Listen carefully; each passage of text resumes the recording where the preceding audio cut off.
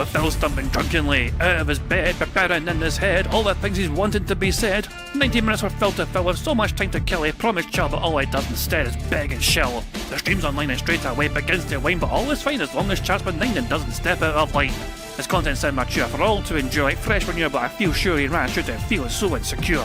The money earned from yesterday was withdrawn and long gone. As Phil's spending impulse is always set to stay on. His supports us also slow and stays so low and fails to grow. You never know, the show may turn into an easy bingo. Most things across the board we charge the ward because his code can't be ignored. Just how much DSP makes us all feel so bored. To help us fight or sleep and try to keep alert to watch a creep, we play bingo while Phil will bitch on why is she but also cheap. While DSP is chasing green, we're seeing green across our screen as Phil's routine predictability rivals our soul machine. He's not in burping, leaning, ban. It matters not if I true fan his chatters can't see if others make him feel less of a man. Takes a drink and slaps his leg before launching into a bike, pretending there for bills when truth is there to buy a wrestling JPEG. Talks about his shitty life with Clawless Cat and Fatty Wife and all his strife while forgetting that tits are well and they were right. With drama he will react, but as an actor it's a fact as he rehearsed to be exact in how he felt he was attacked. 3 streams nearly over and a win is in sight, with little white despite Phil's delight that tits were not light.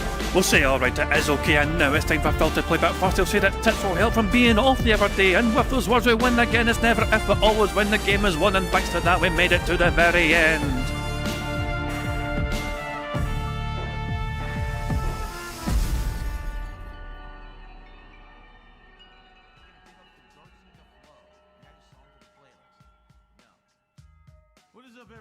Hey guys, King Jad here, and welcome back to DSP Bingo for what is today, Wednesday, the 22nd of April 2026. I do hope you're all doing very well indeed. This, for a very strange change of pace, is the last bingo of the week. Well, I say the week, of Phil's week. You know, like I know the week doesn't end for most of us, you know what I mean, after today or whatever, you know what I mean, but Phil has no more bingos, or has no more streams, sorry, until Saturday.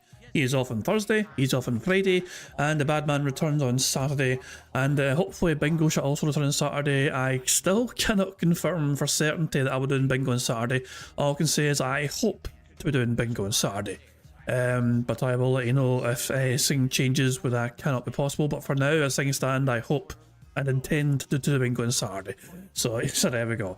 But yeah, hope you're doing well. Hope you're enjoying your day so far, your week so far. If you're not, and obviously if you're not enjoying your week so far, hopefully Bingo can help you make your day a wee bit brighter and all that jazz. There's no sign of a bad man yet whatsoever, but if it's something that makes you happy, Phil had a very bad, slow day yesterday. Like Phil had a very, very, very, very bad day yesterday when it comes to financial support, which was kind of fucking hilarious. But there you go. We'll cover all that in due course. You know, we have a compilation from well, we have part of a Snot Barrel compilation covering the day stream. We have another Snot Barrel compilation covering the night stream. We also have a Rebsy video where he does a little special thing where he shows content from the person Phil was fighting in a fighting game. Yep, Phil fucking played a fighting game randomly last night.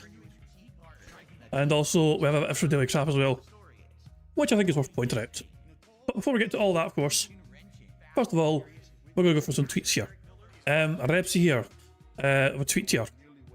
I'm successful. My detractors are so jealous of my job. Same guy who can't even bother to drive or walk to pick up food for his stream just because they'll intercept it or call the police / SWAT on them. Is this a part where we're supposed to be jealous of Mr. Paranoid? Yeah, so I lost my damn mind about this. And Rebsy has pointed out how far this chicken place is, by the way. You know? So Phil lives there, you know? And it's like literally, you turn twice. You go down the way, and then you turn once, and then you go along the way and turn again. It's a half a mile away from his home. That's where Wendy's is, and Slice of Italian, and also this fucking Kung Fu TKK fried chicken. But by the way, Roadside Phil was right, it is a Korean chicken place, you know. TKK fried chicken express. So there we go. But I mean, it's very nearby. It's very close by to him, but Phil just it don't deliver to him because, well, reasons, because it's only a half mile away or something. But there you go. But yeah, Phil, Jesus Christ, man, we're meant to be jealous of this fucking idiot. Apparently, even though he lives his fucking entire life in fucking paranoid, delusional fucking fantasy. Because I'd like to get some chicken from them. It looks like they have all these different flavors of fried chicken that look pretty good. But, this crash, it was incredible. So far, you can't order from it yet. So we'll have to see. And everyone just I'm going to say right now, shut the fuck up saying dumb shit. Oh, just walk there, go there. You're fucking idiots. You realize the morons on the internet would fuck with it, right? Like, why are you so dumb? Can I ask an honest question? Why do you say the dumbest fucking stuff ever? What do you think would happen if I said, okay, guys, I'm now going to drive to the store that's right across the street from me to get chicken? The first thing that would happen is morons on the internet would call the fucking store. They'd call the police. They'd say there's a swatting. You're fucking retarded, all right? Any moron who says something dumb like that, you're actually mentally deficient. Shut the fuck up, all right? I can get food, but if I'm going to have it on a stream, I have to order it so it gets delivered and people can't fuck with it. To say, oh, gee, let's see. We're going to know exactly where Phil is geo-positioned at a date and time, and if we fuck with that, we can fuck with his stream. Gee, I wonder if we'll try. Boy, you're stupid. Really, you're just fucking dumb. It was a bit of a monumental crash out, and there's one more thing. So for Phil, there's something that Phil is neglecting to mention here. He often lets his audience fucking know where the fuck he is a lot of the time when he's not there, you know?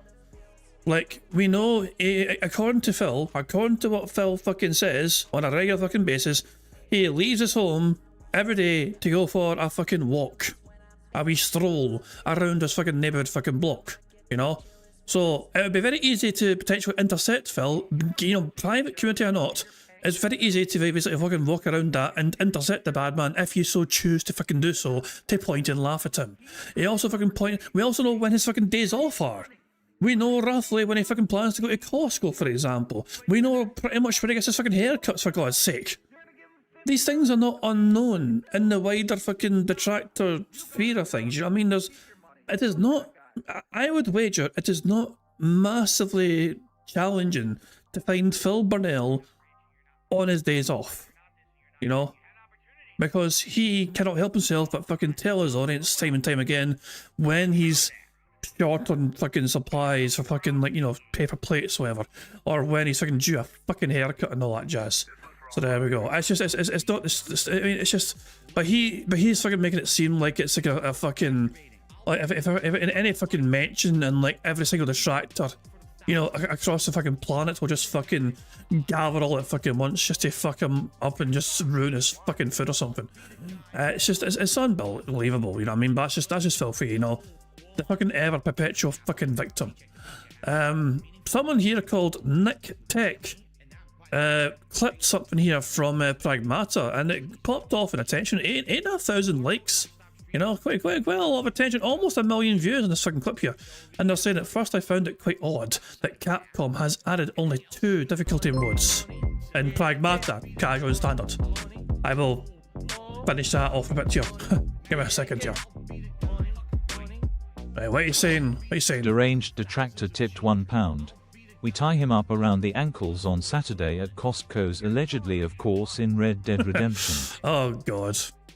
I mean, I'd feel, if Phil ever got lynched, I'd feel sorry fucking, I'd feel more sorry for the fucking tree that he was lynched against. Trees have feelings, you know.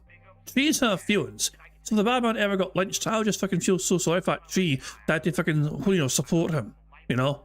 That poor tree deserves better, you know. And Red Dead, of course. I mean, yeah, you'll do that sort of thing in Red Dead.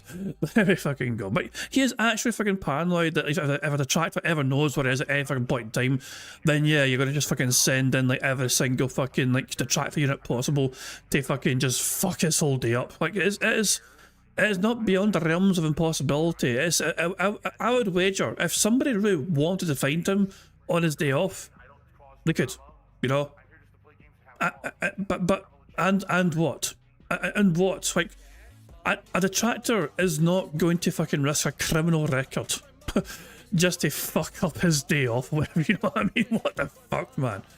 You know, it should, but nah, Phil's got to fucking just paint this fucking perpetual fucking victim narrative to his fucking audience, you know? But yeah, but we're meant to be jealous of his fucking life, it's crazy. Thank you for a tip, no, very kind you indeed. So anyway, this clip here from Nick Tech saying, I first found it quite odd that Capcom suddenly has added only 2 difficulty modes in Pragmata, casual and standard. The absence of a hard difficulty mode threw me off a bit, but watching Philip play this game made me realise why Capcom decided to add easy mode to it. Before entering this section here, you literally get the decoy generator, which shows you that it will attract a group of enemies. This section is intentionally designed for enemies to get in your way so you can use that decoy generator and hack the wall. I guess Capcom should have thrown more yellow paint at that decoy gun and have Diana constantly suggest using it during the section. I said this the other day, I watched Mookie do this section with no issues whatsoever, but Philly boy, Phil's like, I'm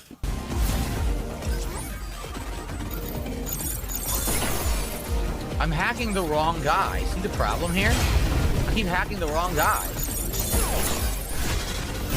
Yeah, this sucks. I can't even get out of the way because I'm hacking the wrong dudes, and I want to use this, and I can't.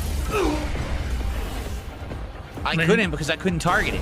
I actually think the biggest flaw of this game is the targeting system, because you can't actually target what you want. Like, I'm trying to target the guy. No, it's Phil, it's on you. The biggest flaw, the biggest flaw in this game, the biggest issue in this game, the biggest hindrance in this game is yourself. And your inability to fucking play the game at a competent fucking level. Two more clips, so one more clip, actually. Two clips from one tweet. DSP gets butthurt over someone implying a townhome isn't as great as he makes it seem. Can you really call a townhouse condo a house? Yes. Like right now, my townhouse that I live in is bigger than anywhere that you live. The person who asked that question, it's much larger and much nicer than where you live. For sure, guaranteed. So it's definitely a house. By the way, when Phil had his bankruptcy period, he under oath, he called it a condo, not a house, you know. So as I mean, not to get all fucking legal talk or anything, but as Phil perjured himself by fucking admitting he lied when he had his bankruptcy hearing. Like, he called it a condo at the time, you know, when he went for his bankruptcy hearing, and not a house. Like the fact that I've lived in a private community for 12 years and had all these awesome amenities, all my yard work and everything gets done for me. I'm surrounded by beautiful flora and nature. There's all kinds of beautiful nature and stuff all around me, and all this is done for me, and it's safe. It's a private community. We don't have major crimes or any problems here because we're gated, and we have great police that come by and take care of prowlers and everything. The fact that I've had that for 12 years and you probably live in some shitty fucking tiny one-bedroom apartment somewhere and you're probably paying the same as I am monthly, yeah, I'd say I live in a pretty nice place, actually. Jesus fucking Christ. You know. Some of the replies to this is pretty interesting. I mean, this one here. His house is a glorified apartment. Those things he mentions about having his lawn care taken care of him. He pays, likely, $600 to $800 a month for that alone. He's a perfect mark for the townhouse because he is sure enough to believe that it's better than a real house that isn't squished between two other houses. So there we go. And Dapper Dragon saying right there, I own my property, end of argument. There you fucking go. So you actually own your property outright. It's not the bank that owns it. You own it. You fucking paid it off. You own it. It's all yours. You can do with it whatever you fucking want. You're not at risk of fucking losing that shit. There you fucking go. Sideways saying I'd rather pay council tax. There you fucking go. Exactly. Like, I mean, it's like, Phil, he sees where he lives. Like, I mean, it's all about appearances at the end of the fucking day for DSP, okay? It's important for him to appear successful. This is what, you know, this is fucking why Liana was a fucking good flex for him to use on other fucking people. Way back in the fucking day, you know what I mean? At first when he fucking started going out with her, you know, he's like, fucking look at me, you know, I've got a fucking hot teenage fucking fangirl on my arm, you know, who's fucking crazy for me, you know what I mean? And it's like, yeah, she's okay, is she legal? Yeah, she's legal, and also she's not Asian, that is all.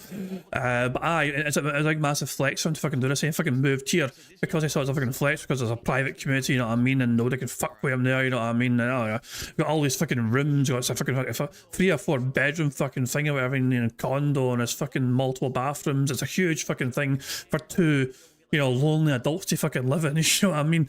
But it's all about fucking status at the end of the fucking day. It's all about just fucking appearing to fucking look successful, or try to look fucking successful as possible towards the internet in general. And Phil has said as well that he refuses to fucking leave, because if he ever left there, it would be admitting that he's fucking failed. and he wouldn't have to, and to fucking admit he had to take the L and not be able to fucking make it and live there, you know? It's just, but yeah.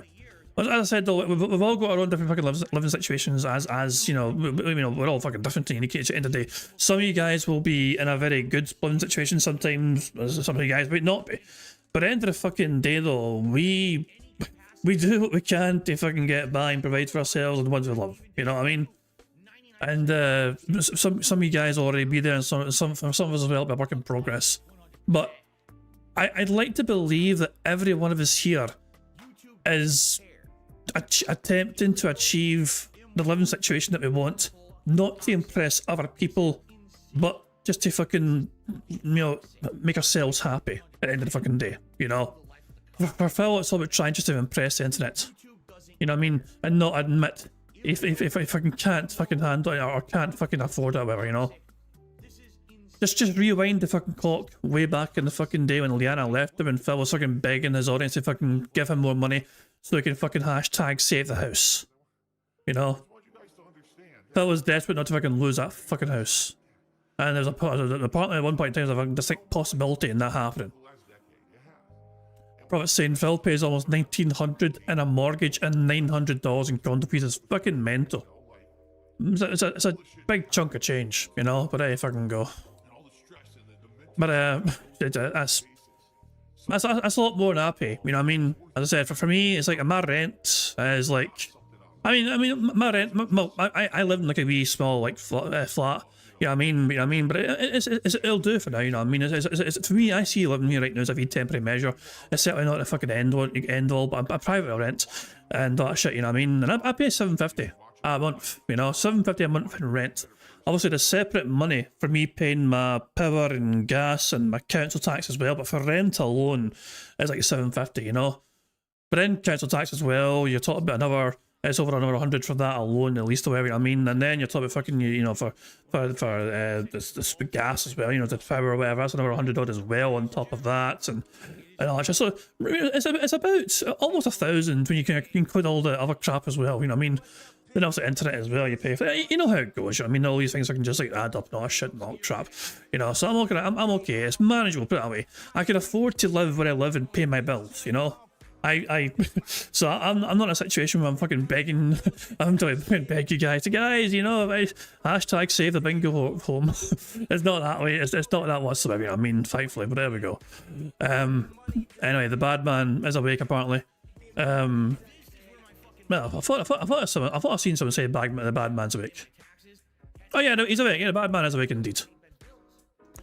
Is the stream not live yet? Or is Rothwell just not on the ball today? hold on a second, hold on a second.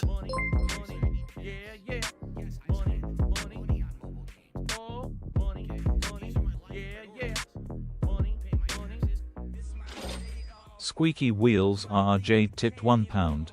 Squeak squeak squeak squeak all you detractors are jealous of our community and daddy Philip my moon's trailer has wheelchair access and free pets that squeak like my chair. Leaving chocolate droppings. Okay, first of all, Jade, thank you for the tip, for that wee update in your situation, I guess. Yeah. Oh, yeah, I mean, as long as you can roll around, Jade, that's the fucking main thing, you know what I mean? Enjoy your fucking chocolate droppings, you know? There you go, each to their own. You sure not raisins, but there you go. Thank you very much to Gibbo as well for a $2 super chat. It says, how's Jackson? Jackson's doing quite okay. He had the vet today. For a wee checkup, you know what I mean? So he was at the vet today, and we've not. I don't know. We're still waiting to hear how that went. You know, it was just kind of a regular wee checkup thing, you know, just if I can get his bloods taken or whatever, see how his current levels are and all that jazz. But wee Jackson's doing grand, you know what I mean? He's enjoying the sunshine today, you know what I mean? It's a nice wee day. It's actually a really nice day today in my part of Scotland, you know? So he was really enjoying, you know, going for a wee walk in the sunshine, you know what I mean? It was kind of nice and warm as well, so kind of nice. Well, it feels like, you know, summer's on the horizon, right on the fringe of coming through, you know what I mean? So wee Jackson's doing well, thank you very much for asking. I actually get a wee update on I did it the other day, on the GoFundMe. But I mean, I haven't had a whole lot to say. I'll show you guys. Hold on, give me a second. I'll pull up here.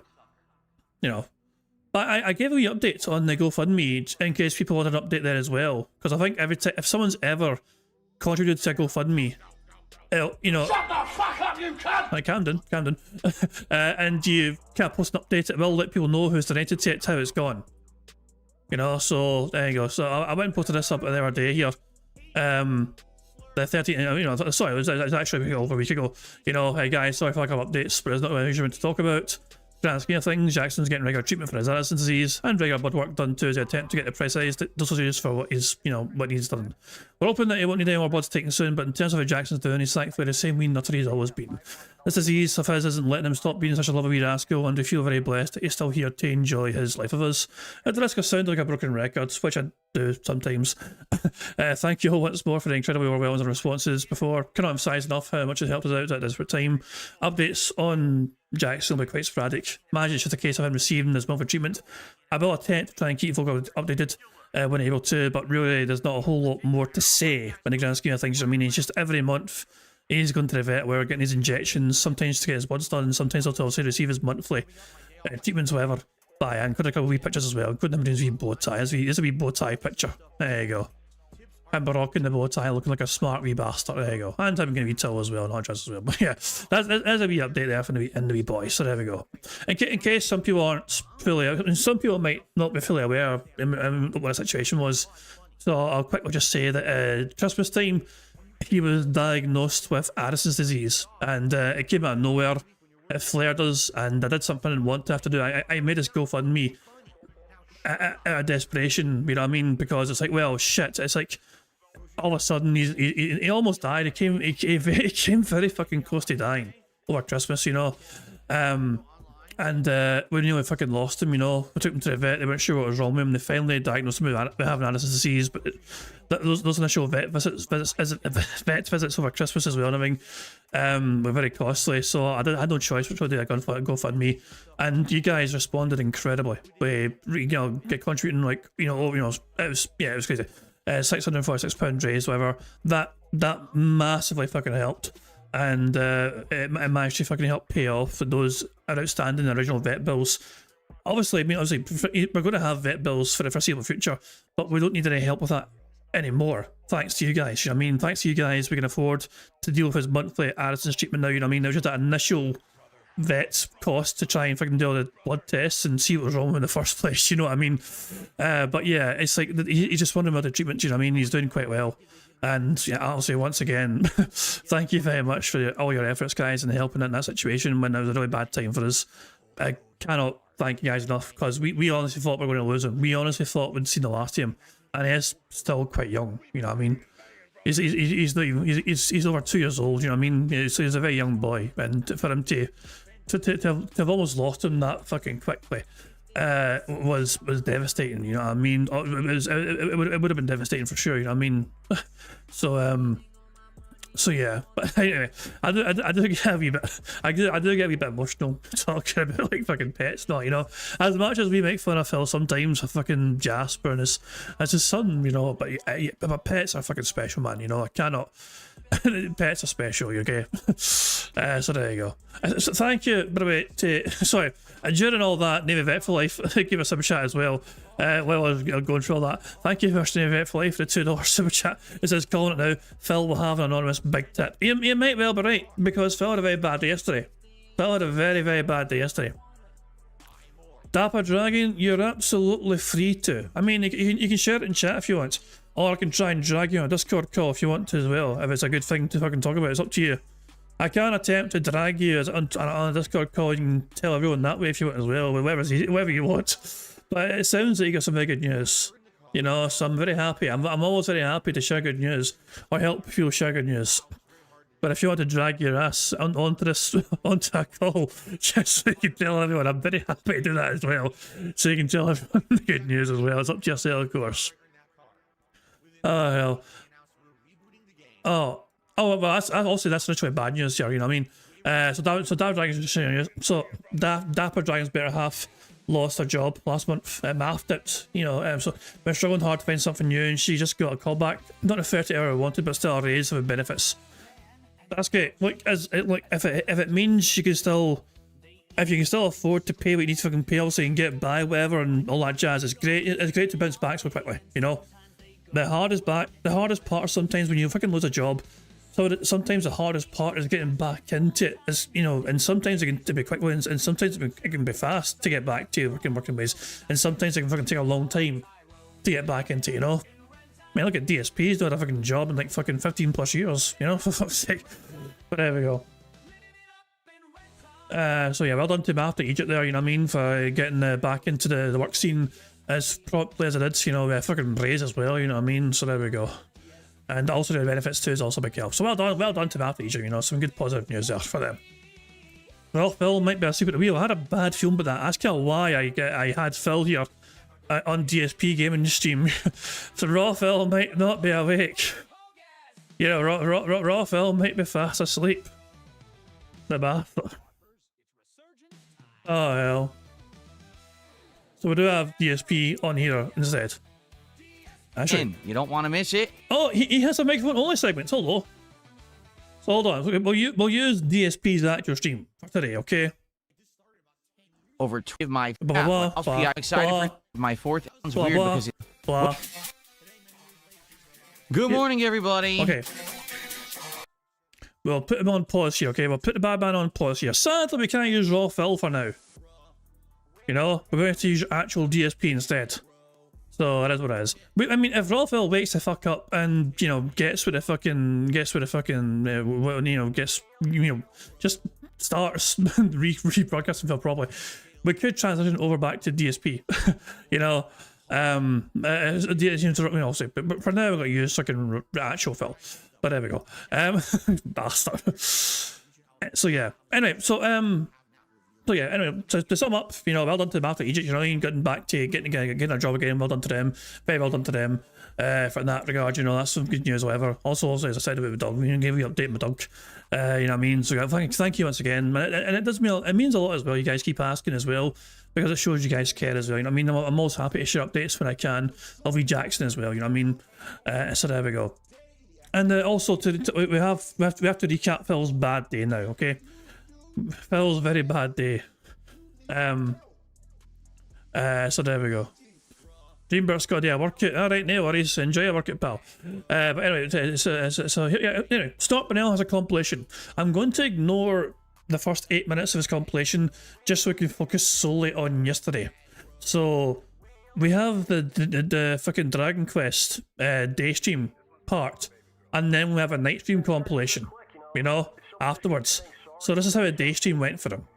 And everyone just I'm going to say right now, shut the fuck up saying dumb shit. Oh, just walk there, go there. You're fucking idiots. You realize the morons on the internet would fuck with it, right? Like, why are you so dumb? Can I ask an honest question? Why do you say the dumbest fucking stuff ever? What do you think would happen if I said, okay, guys, I'm now going to drive to the store that's right across the street from me to get chicken? The first thing that would happen is morons on the internet would call the fucking store. They'd call the police. They'd say there's a swatting. You're fucking retarded, all right? Any moron who says something dumb like that, you're actually mentally deficient. Shut the fuck up. Specifically, Twitch terminated the agreement following its investigation of repeated instances of inappropriate conduct involving hateful slurs. All right? I can get food, but if I'm going to have it on a stream, I have to order it so it gets delivered and people can't fuck with it. To say, oh, gee, let's see. We're going to know exactly where Phil is geo-positioned at a date and time, and if we fuck with that, we can fuck with his stream. Gee, I wonder if we'll try. Boy, you're stupid. Really, you're just fucking dumb.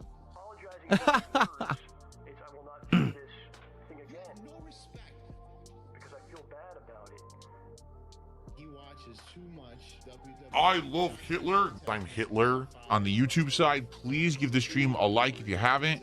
Everywhere else, please support if you can. Super chats, kicks, memberships, subs, tips, all appreciated. And it would be great if you guys could support. All right, I'll be right back. I'll just leave it on this screen and I'll be right back with the coffee and then we'll continue. You even bake for money. Now, I will say this. As you guys can very well see, this has been a very low support stream. I do want to say thanks to the few people who have supported it, all right? There's been some decent-sized super chats and stuff. Thank you for that. When I come back, we'll have about 90 plus minutes of Dragon Quest. Please support the stream, particularly if you like chill streams, you like the fact that I took my time to play a lengthy game, or if in general you just like my content and you want to see it continue, please support this stream, okay? All right, let's do some highlight clips, and when I get back... I'm a beggar and I'm a loser and I'm on level 1. No subs on Kick whatsoever. 0. Only one person gave any kicks this morning. No memberships on YouTube whatsoever. We had a couple people who did super chat this morning on YouTube. Thank you for that. No tips via PayPal whatsoever. And we're at 44 bucks to support so far with only 90 minutes left on the stream. Currently, this is the least support I've received on any stream in 2026. The thing is, I realize we're in the home stretch of this game. We are going to beat it sooner rather than later, which is why it's still in the schedule. We're trying to wrap it up. But man, any support would be greatly appreciated today. Anything you guys can lend, no matter where you're watching, would be awesome. All right? All right, let's continue. Here we go. There's many weeks when I'm living literally paycheck to paycheck, stream to stream, you know, and it's tight and it's all the time. Things are incredibly tight, and I'm hoping I have enough money for my day off this week. Guys, we got 25 minutes left. Let's rally. Let's get some more support. I don't think we're going to have an overwhelmingly well-supported stream today. Well, let's get a little bit more support for Dragon Quest. Come on, let's get one sub. A single freaking sub for Dragon Quest, right? Let's get a super chat. Let's get a tip bigger than $2. Let's get a little bit of support. Spread it around for Dragon Quest. I'm not asking for much. I'm just asking for something. Come on, let's go. He's not asking for much apart from $150 per fucking stream. Greedy piece of shit. Listen, I accepted that this would be the playthrough that doesn't do so well. Sometimes we get lucky, and if you accept it, then why the fuck are you bringing it up and fucking crying and bitching and whining and moaning about it? That doesn't sound like acceptance to me. It does do well. Today was not one of those days, right? But that's life, I guess. I'm still enjoying the game. I like chilling with you guys, and I do want to see it to the end. So next week, we're going to do at least 2 more streams of this game as we attempt to wrap it up, and I think we will sooner rather than later. Thank you for watching Dragon Quest 7. See you next time. All right, guys, so that's it for Dragon Quest. Tonight's late stream will be Crimson Desert. I certainly hope that you guys will come back and hang out with me tonight. If Crimson Desert continues to get attendance, engagement, and support, it stays in the schedule. But if it does dwindle, Crimson Desert is the other game that may leave the rotation. Oh boy, spoiler alert, Crimson Desert goes away. Make room for other new games, okay? So let's see how it goes tonight. If you like Crimson Desert, please come by, hang out, and support that stream. If you're not interested in that, tomorrow is my final streaming day of this week. Fuck the fuck off. Thank you very much to Gibble for getting a membership. Very kind indeed, Gibble. That membership has gone to some bot official. So some bot official, make sure you thank Gibble and you had a chance to for receiving the membership. And of course, thank you, Gibble, for getting that membership. Very kind of you indeed. Thanks to everyone who did contribute tonight. I know Kate cheered, the biggest cheer of the night. We had Aki Artorius, we had Papa Vera, Mature Adult. We had a couple dollar tips there from PW Dubs. Literally one of the slowest streams I've ever had in my life right now. I don't know why, but I guess that's life. And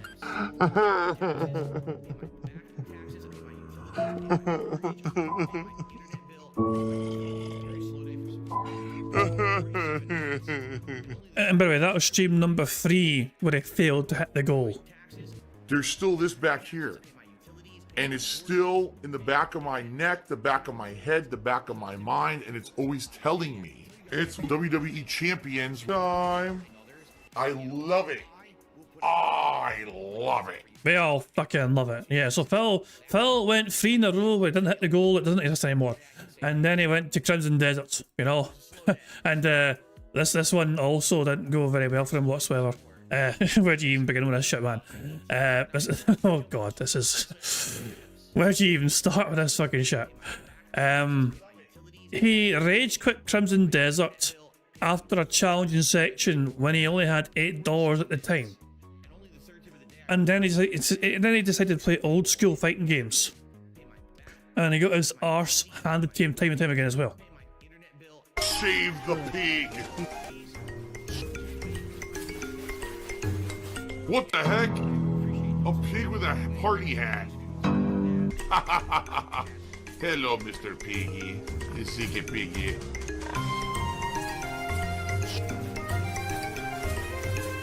Save the pig, the game. The whole game you're trying to save the pig's life. Help! Before that starts, Raw Phil apparently has woken the fuck up. Okay? So let's go to Raw Phil. You know, there's a bad man right there. There you go. Yeah, hang on, I'm 2 seconds, I'm going to just fucking berate, you know, wait.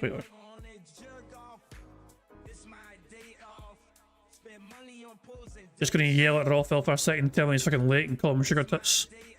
So there you go. He probably, you know, a bit older. So Raw Phil woke up in time for Phil to introduce everyone to the stream. It seems. Evil on the kick side. Who do we? So Grandmaster Scrub, how y'all doing? So when Phil is going through the roster of who's all on the stream. Over on the kick side, who do we got? We've got Wall Run Enjoyer, Omega Trees, Mojito Kitty, Evil Vampire. So when Phil gets to the kick side of welcoming everyone to the stream, that is when we can transition back over to Raw Phil, okay? But at first we're going to have to use actual DSP stream, but when Phil goes through his fucking whole thing... And holy shit, by the way, I have been on Phil's stream... Like, okay, actually, I was wondering, because also this shows up when you first join a stream, when it's live, this box shows up, and I was thinking the chat's barely moved. Well, the chat has barely moved. It's not quite Raw Phil levels of, like, but it's not much though. Like, if I can scroll up here to when Phil showed up in the first place, you know, that's been like 40 minutes, like 7:39 p.m. my time, you know. Go back to your 7:02 p.m. Like, you know, like the fact that I can look through pretty much the whole history of Phil's YouTube stream chat, and it's not fucking going too far to fucking scroll past. You compare that to Raw Phil. I can't go past 7:34 p.m. I cannot go past that point because, as you know, YouTube don't fucking have the full entire stream chat available in one go. You know what I'm saying? So yeah, that's it. Phil's stream chat is criminally slow. Good job he fucking has that members only fucking thing where, you know, if members can avoid the slow mode. Members don't fucking have to wait for 10 seconds to fucking send our message. Isn't that fucking wonderful? Like, we must get to this. So thank you, Tony, for pointing out that Raw Phil had finally woken the fuck up. Good stuff indeed. Now, we must go to the night stream compilation from Stop Brunel, where Phil had a very bad night, when he only made $8 in Crimson Desert. He waged Crimson Desert, and then he got his arse handed to him in old school fighting games. Great progress, chill fun. The bad news is it was one of the least supported streams I've had in 2026. We made like $60, the entirety of the 5-hour stream. So tonight, it sure would be great to have a great stream of success, especially if you guys like Crimson Desert and you want to see it continue. Okay? Like I said, Crimson Desert, out of all the games I'm playing, is kind of the game I don't like as much. Not to say that I hate it, right? But there's only certain things I like. Notably, I hate the combat of this game. So, I'll keep playing it and toughing it out as long as you guys keep showing up for it, and you have been. So let's see how many people show up tonight and support the stream. I'll keep it going next week if it does well. All right, we'll find out. You know, people were saying e-begging. I have to agree. I think Pragmata is getting low support. It's a game for diddlers. I think you're a weird guy. I don't think you're a diddler. Only diddlers support that game. That's ridiculous. So let me get this straight. Any game that features a child at all of any kind is a diddler game because it has a child. Don't you think it says more about you and the way that you think about kids that anything involving a child is a diddler association? That's kind of weird. Anyway, I don't know if you're joking or not, but I would like to know what currency that was that you super chatted in so I can actually get you on the leaderboard and count it properly. So if you could let me know in the chat, just let me know what it is. Phil is a thief and a pedophile and a violent criminal and a drug addict, and he sleeps with whores. So let's go. Let's get our first support of the night. All right, we already got some rupees, right? And we got our first kick. So let's get our first sub of the night over on Kick. Let's get our first membership of the night. All right, let's get a super chat bigger than $2, and let's get our first tip of the night. Let's go. Let's get one of each, and then we'll start with the game. How about that? Can you really call a townhouse condo a house? Yes. Like right now, my townhouse that I live in is bigger than anywhere that you live. The person who asked that question, it's much larger and much nicer than where you live, for sure, guaranteed. So it's definitely a house. Like the fact that I've lived in a private community for 12 years and had all these awesome amenities, all my yard work and everything gets done for me. I'm surrounded by beautiful flora and nature. There's all kinds of beautiful nature and stuff all around me, and all this is done for me, and it's safe. It's a private community. We don't have major crimes or any problems here because we're gated, and we have great police that come by and take care of prowlers and everything. The fact that I've had that for 12 years and you probably live in some shitty fucking tiny one-bedroom apartment somewhere and you're probably paying the same as I am monthly, yeah, I'd say I live in a pretty nice place, actually. Over 1,800 milligrams of sodium. This is one of the saltiest things. Okay, I have to pee. So if you give me a second, I'm going to run and use the bathroom, and I'm Goddamn flashbang. going to come back, and we're going to start with Crimson Desert. Now, I'm just going to say this again up front. If you guys like Crimson Desert, if you want to see me keep playing it, all right? Please support the stream. Let's get support, because yesterday, both streams did good but not great. Earlier today, my Dragon Quest stream did terrible. So tonight would be a great night for those who like Crimson Desert. You want to see it continue. Good, but not great. Over $100 is good, but not great. From the previous day. You know? So, I mean, Phil, what magical number would be the magical number to hit for you to feel satisfied, I wonder? Let's have a nice, engaged, and well-supported stream tonight to keep it in the rotation, and I will commit I will keep playing it multiple times next week as long as it does well tonight. If it doesn't do well tonight and it tanks, then I think next week we're done with Crimson Desert and we're going to try new games. He's done with it today. You'll see very soon. Okay? It's gross. It's for this. It's not because they love what they're doing. It's not because for the love of the game or because they're true gamers. It's for this. And this is what it's become. It's not about putting out a quality review. It's not about putting out a quality playthrough or quality stream. It's about making this. Let's extract Vitality. And let's extract these two. Inventories. How could it possibly be full? I just combined two. There's no way the inventory could be full. That makes no sense. I just combined two, reducing inventory by 2, and it still says inventory is full. So the game is retarded. It doesn't even understand when you do something that it makes the inventory spaces empty. May wisdom guide your paths. Welcome. It doesn't even understand how inventory works.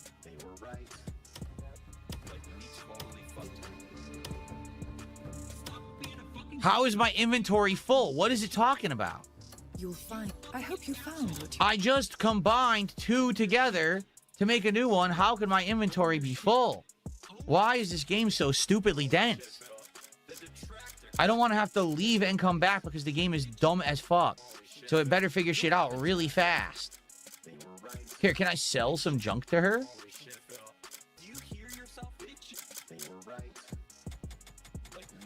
So, Will she buy stuff for me? we meet again. Maybe she'll buy some of my junk. Here, I don't need this. And I hate this fucking game. I seriously do. It's too annoying. Guys, what am I playing this for? No, really. What am I fucking playing this game for? I played for 35 minutes. Nothing whatsoever of any interest has happened. We're just standing here like idiots, killing generic fucking enemies a million times. Place the banner. What fucking banner? Where do you see a banner anywhere? Have you tried exploring to find the banner in the area? I'm surrounded by AI that's supposed to be helping me. They just stand there and don't even do anything. Look, they're just completely brainless idiots.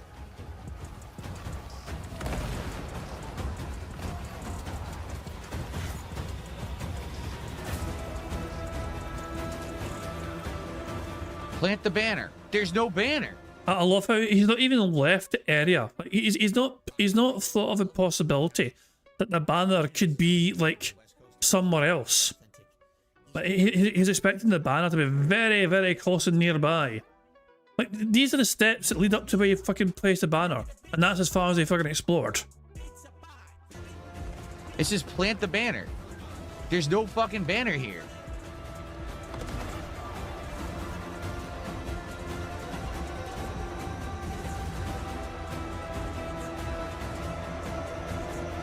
You need to pick up the banner. That's great. Where is it? Do you see it? Does it even give you any indication of where the banner is?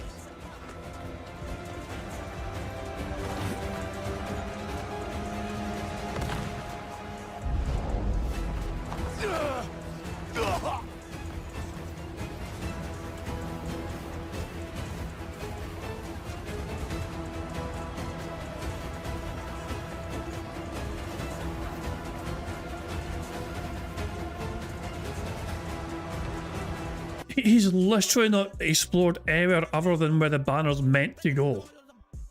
Did anyone even play this game? Hold left on the D-pad and cycle through your inventory. Huh?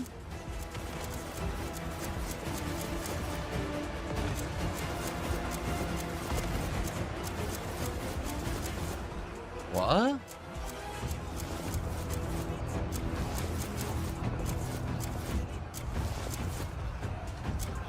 No.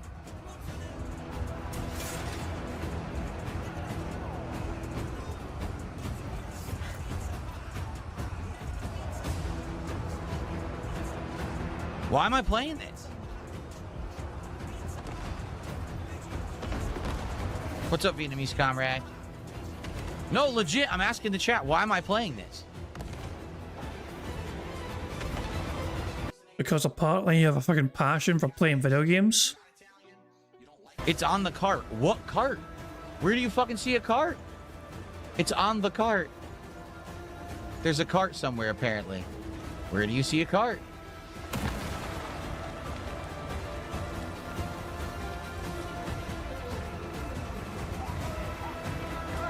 This banner way the fuck over here?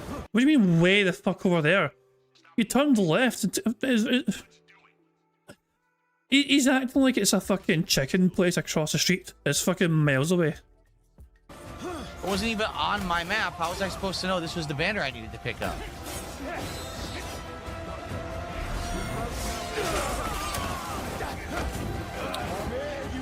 Oh my god, this fucking terrible. I hate this shit.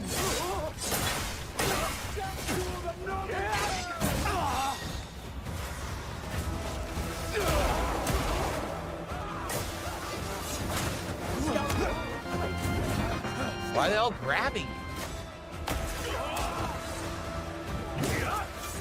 I can't even move. Look at this. I'm just stun locked. I can't fucking move whatsoever. I can't see. Bitch, you backed into a tree. Salt, salt, salt, salt. It's even now, again, my mouth overpowered with salt flavor.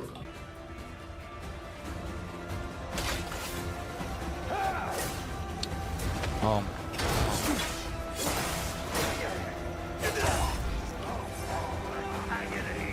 So he has to carry the banner like 20 meters. It was 20 meters away. And Phil's upset about it.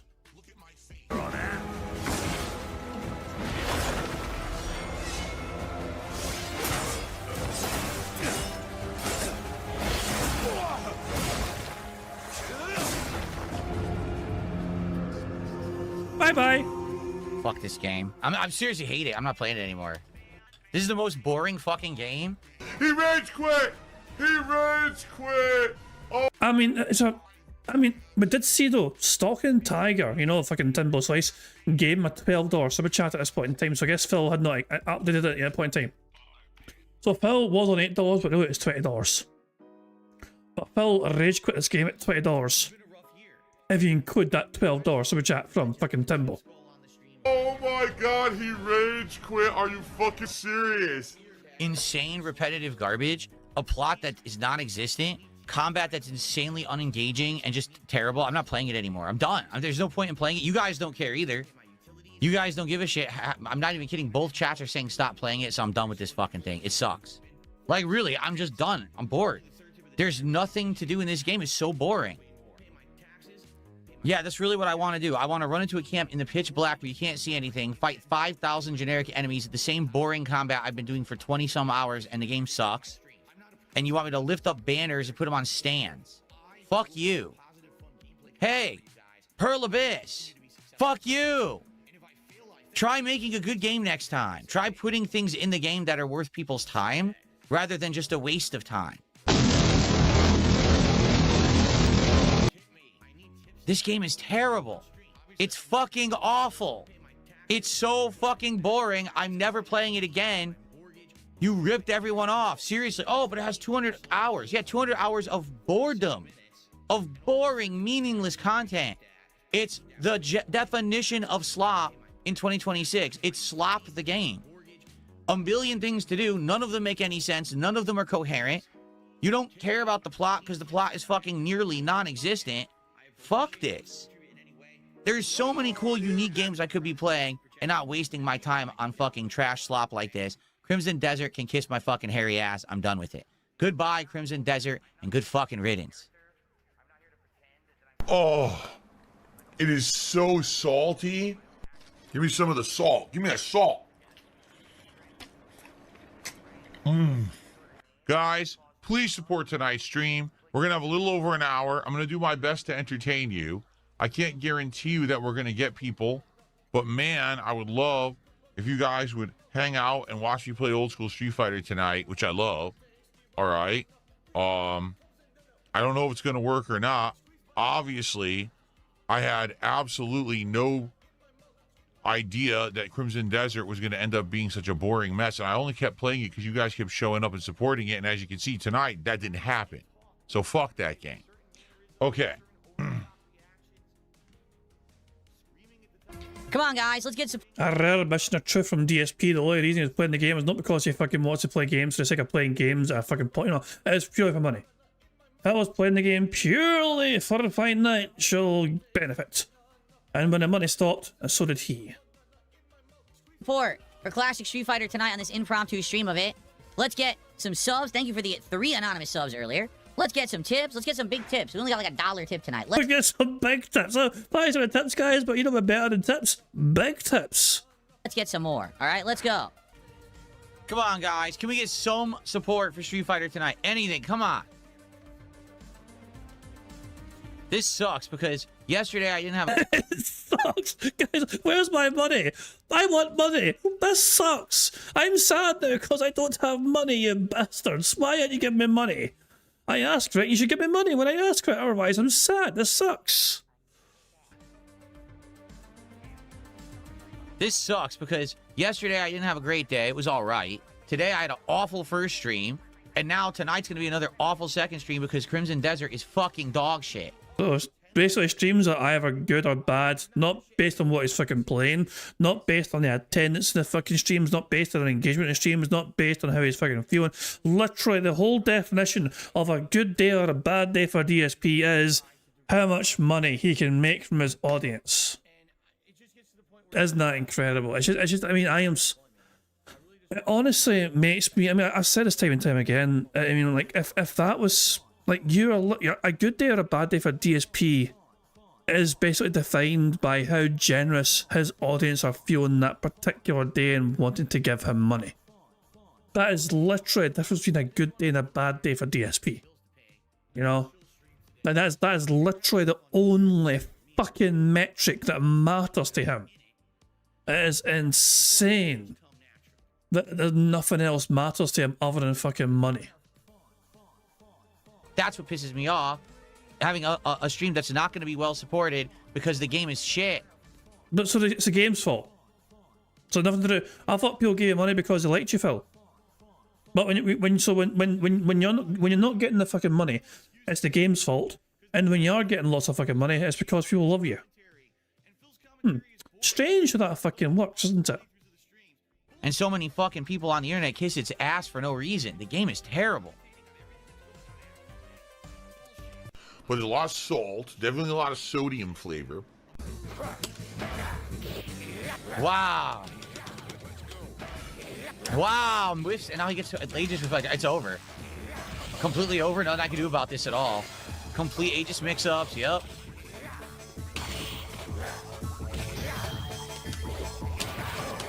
Yep. I just feel like he wanted to play this game because of very nearly naked men just fucking grappling with each other.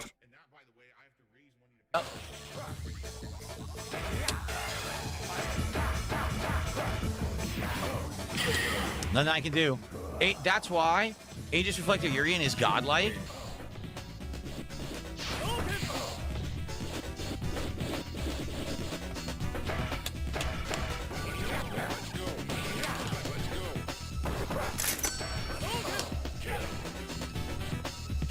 I parried. Yep, it's all fucked up. All because it wouldn't parry. Nothing can be done. Complete cross-up, done. Yep. All because it didn't parry the air fireball, even though I did it.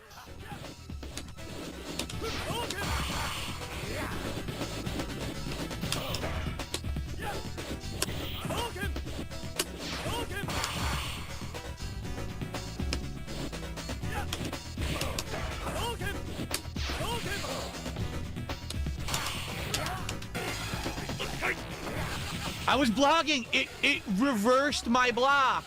I was already blocking. You saw it blocked the first hit. It reversed the block. So basically, Aegis Reflector is invincible online. You can't beat it. Whenever you do Aegis Reflector setups, the game won't let you block properly whatsoever. Any moment, I can pick up a controller and I can play any game at professional level.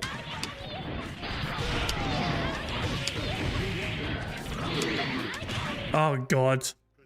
Yeah, MVC2 is where it fucking got really good. Okay, I might actually skip this part because we have a Repsy video kind of highlighting this. Phil played one person 10 times and that person 10-0'd him. And the other person that was playing him was a streamer. And they had some fun of it as it went on. I might actually skip this part and get to the part where Phil stops playing him. So I think, is he still playing him here? Yeah, I think he's still playing him here. Yeah, okay, I think so. He's gonna chip me to death. I can't do anything. Yeah, he's still playing him here. So we'll watch that in the next video. Okay, we'll watch it in the next video. Trust me. Super!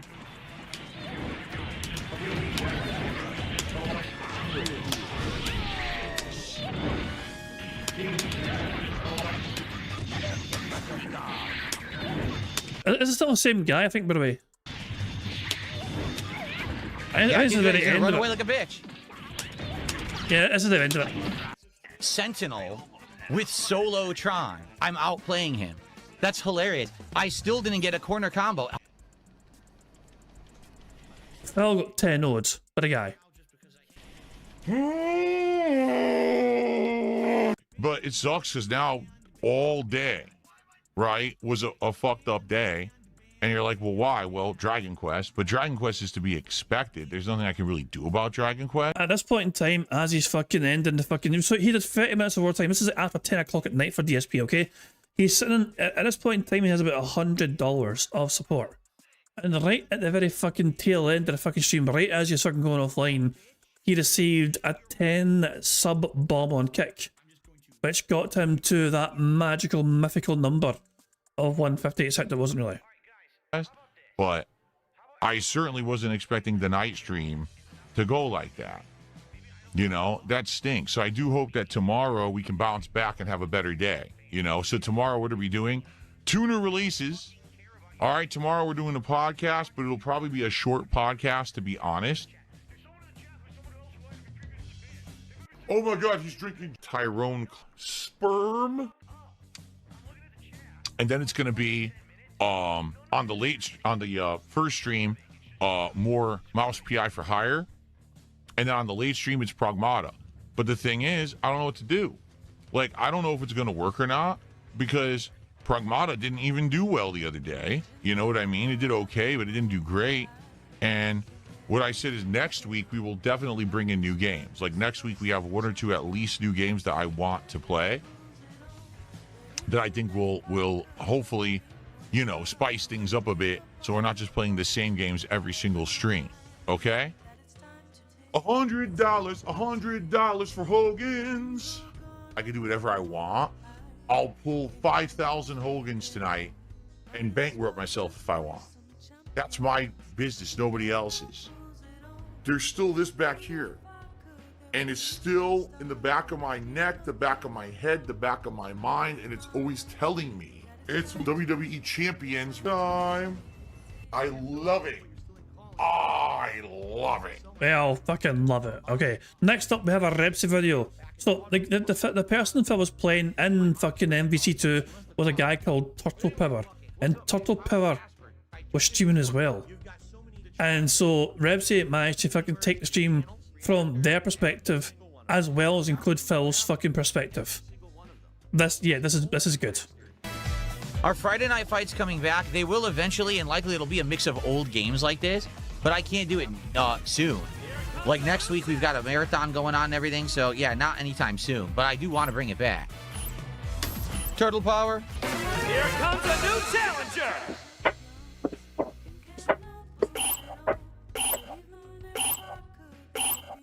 So see the top right. See the top right. Fighter 4. So I don't even know how it plays at the end. Like, I literally don't. Is this guy gonna play? It wasn't there at first. There he goes.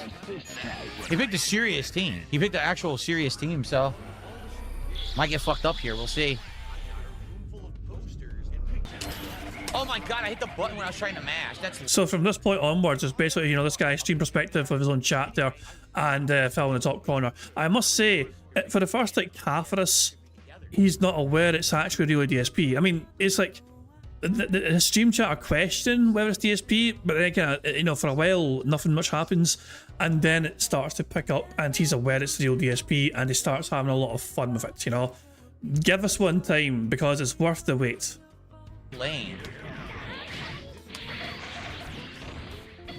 I blocked. You saw it skipped frames. I blocked and it hit me anyway. Look at what just happened. Look, it's skipping frames. There's no way to block because it skips frames. Are you kidding me? Wow. He literally. I don't know. I mean, anyone can put their name's Dark Side Phil.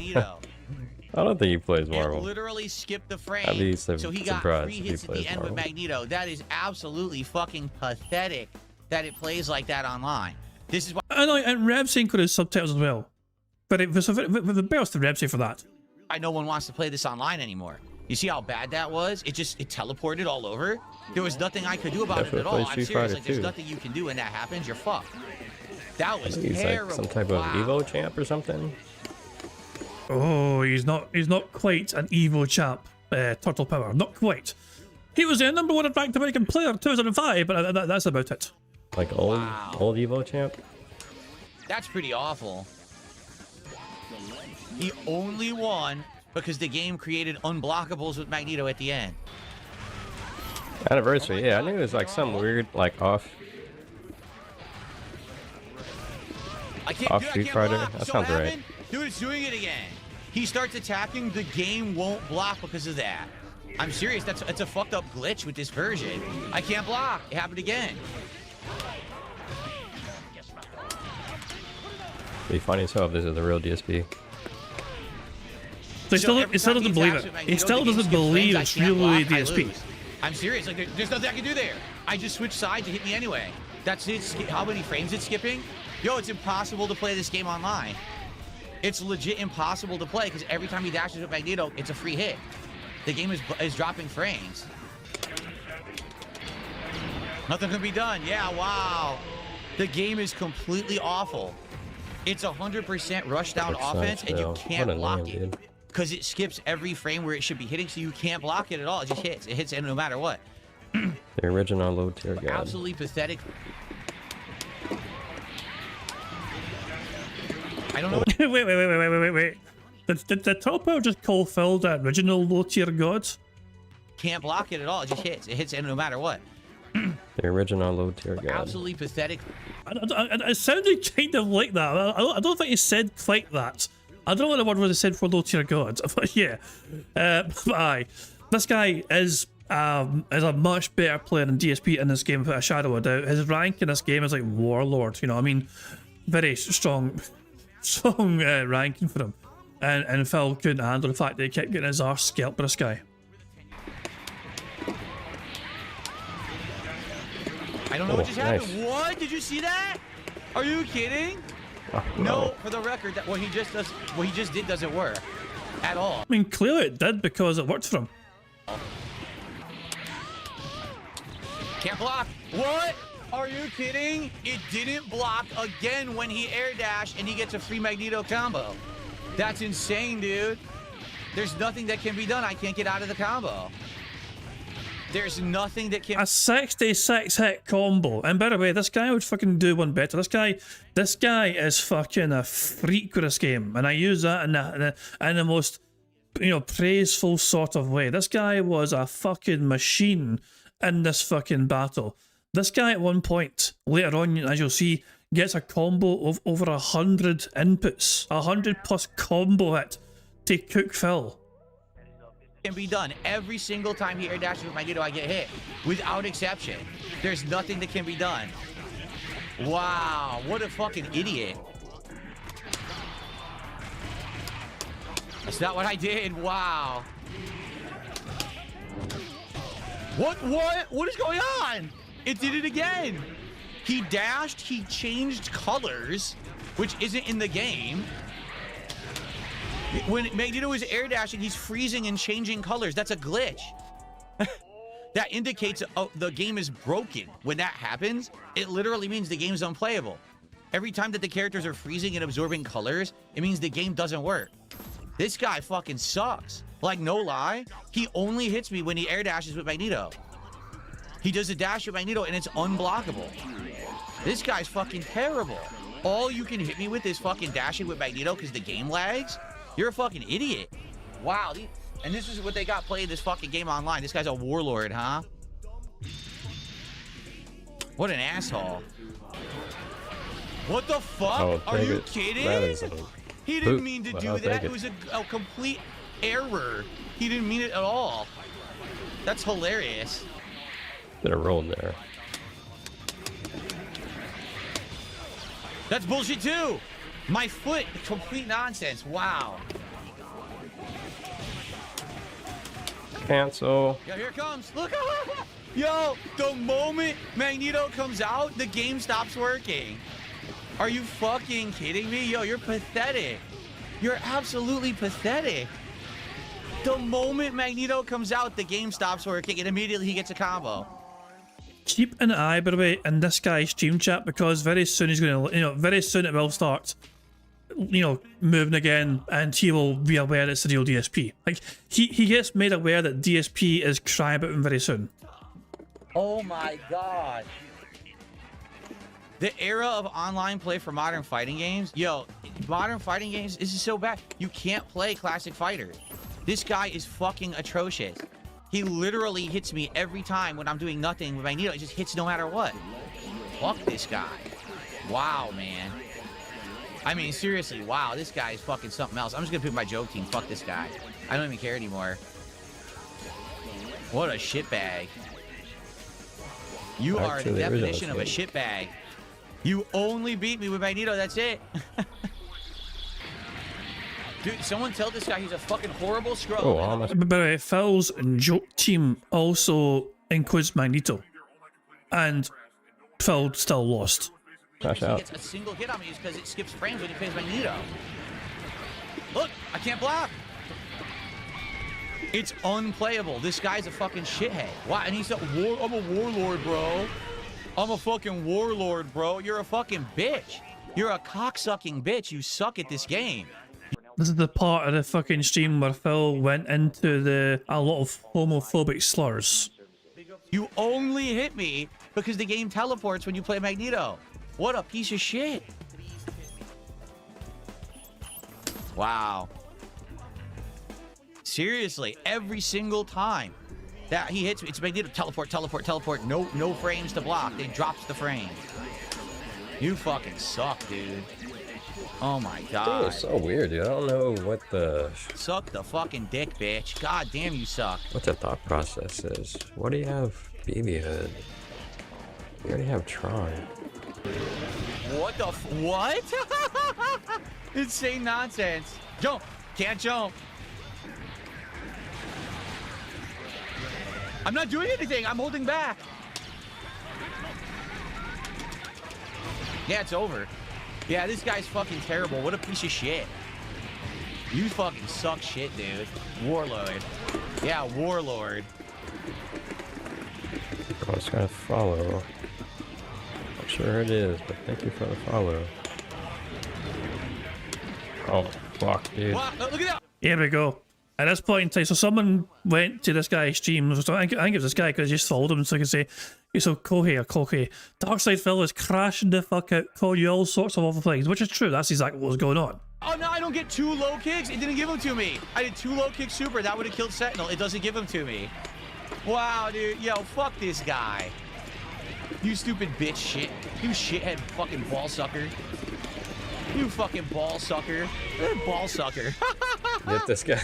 Yo, he literally wins because he fucking doesn't work his connection to shit. The fuck out, and he does cheap shit. Oh, really? This is the real one? And he thinks oh my god, I love it. You're a scrub. This guy is like a common scrub from back in the day. Dude. But he plays online and he gets away with shit. DSP. What a loser. Let's fucking go, Ball dude. sucker. Yes. Suck my fucking balls, dude. Oh my god, I can't believe this is the real DSP. He's now having fun. Like now he knows it's a real DSP. He's like, okay, let's fucking cook this fucking little piggy. And he's been told that Phil's upset, and he's like, yes, fucking great. Let's go farm some fucking sodium. Pathetic I'm gonna watch that shit later if he has his streams archived. What happened? What the fuck happened? I was in the middle of a combo. The combo stopped hitting for no reason. There's nothing I can do. The combo stopped hitting for no reason, and he got a punish combo. Dude, can't block it. You can't block it. Yo, ball sucker. How many testes can you fit in your mouth at once, you fucking lag-abusing idiot? What a terrible fucking player. What a ball sucker.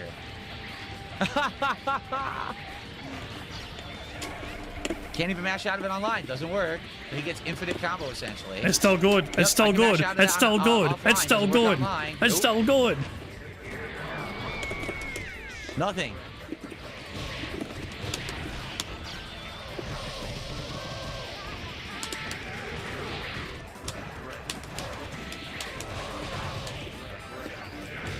Huh? I didn't even do anything. He hit me with hyper grab. Love it, dude. Ball sucker. I love it so much. Oh what my up, god. Unreal. Let's go DSP. I'd like to get one win on him, but I'm not going to. This is why he's unplayable online. This is why boss, everyone I stopped love it, playing dude. it. Call me. When they realize that the rush down just teleports the game. Well, You can't block I'm a huge anything. boss Everyone sucker, gave dude. up. And for good reason. Why would you want to play Call the me game where you all the can't play names it you like want, it's meant to be played? DSP. Because the Can game we call me just fucking bags everything, to bro? shit and teleports all around. It's Everything. Your fucking time. Stop playing it. I love your salt, man. I need some salt on my steak. My salt is like needed on my meat right now, bro. He is having a fucking great time with us, you know. I said, yes, more. Feed me more, DSP. Look at that nonsense. All he did was call assist and hope it would hit because of lag, and it did, because I can't do anything about it because of the lag.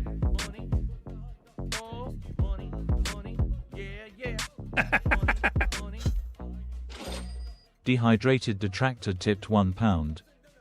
I need water, too much salt. It's quite an overwhelming amount of salt from Phil, wasn't it? You know, I do feel quite parched myself with all the fucking salt the bad man is spewing. I might need to fucking get some more H2O down my fucking throat just to fucking cope with all the sodium from Phil.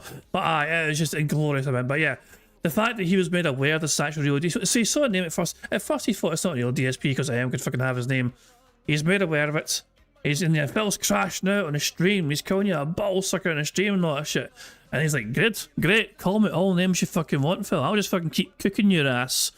Give me more salt, bitch. Give me fucking more. Just keep crying. Keep fucking bitching and whining in the morning. It's glorious. So yeah, Total Power having a great time with us, having fun cooking the bad man. And yeah, Jesus, man. The best part is Phil ran away after 10-0. He wanted more of him. Turtle Power wanted to fucking keep cooking his ass. Phil ran away to get away from him. was call assist and hope it would hit because of lag, and it did, because I can't do anything about it because of the lag. So it's free assist. Now I'm done. I can't do anything. Watch. Look, already. Can't do anything. Can't block cross-ups. Can't do anything. Oh, that might Fuck you, you fucking bitch.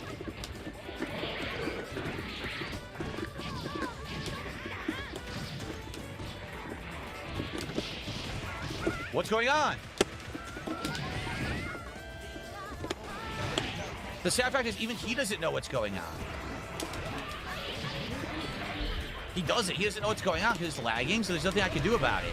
So it's skipping everything on the screen and he gets away with it.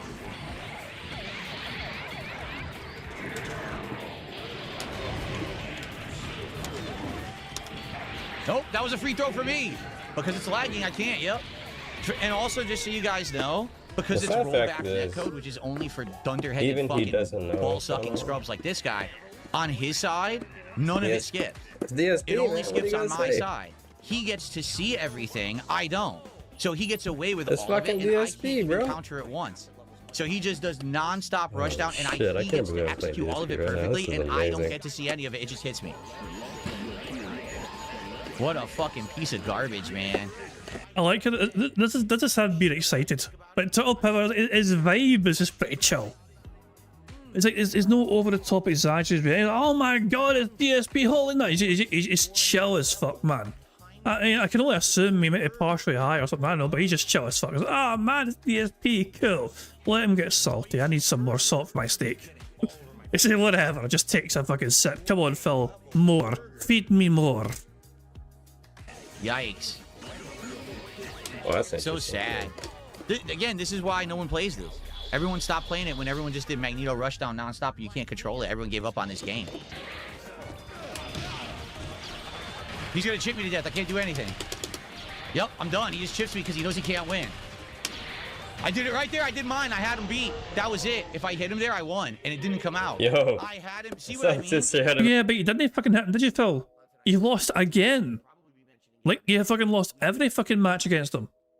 Beat. That was it. If I hit him there, I won. And it didn't come out. Yo. I had him. See what I mean? Thank you for the compliment. I appreciate it. Anytime that it's head-to-head, I'm outplaying him. The only time he beats me is when he uses the abuse of the net code. And he gets free hits. So when he couldn't do it, he almost lost the fucking match. And he only won because he got lucky at the end. I almost blocked properly. Look at the fucking difference in levels.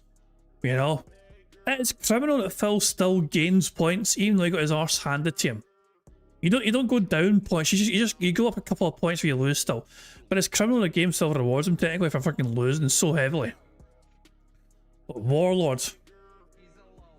Look at the fucking differential in points. No wonder Phil is. But yeah, according to Phil, if they played in real life, Phil would whip his arse easily. He's on that stream right now. And didn't give it to me. I want all the salt. I literally had it won. Fucking salt. We're not done yet. Mission's not complete. I mean, I say play in real life, you know what I mean? Play offline. Phil claims later on if they play offline that he'd win easily.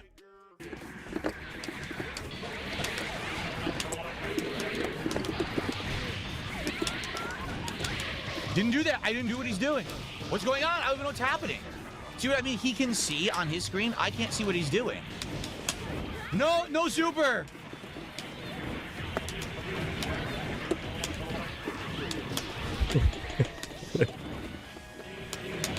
Meth better set me something. Well, I'll watch it after this. This is almost over. Meth better set me something. I guess it's to do with Phil's salt.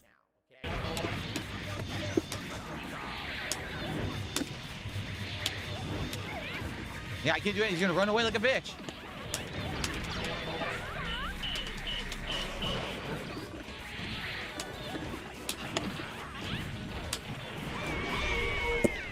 It's hilarious how I outplay him one-on-one with an assist character.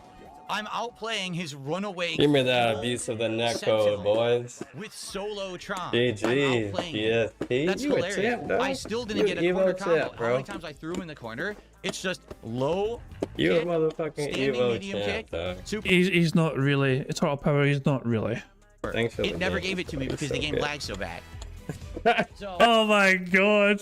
The back-sided compliment, great thanks for the game, bro. You're so good.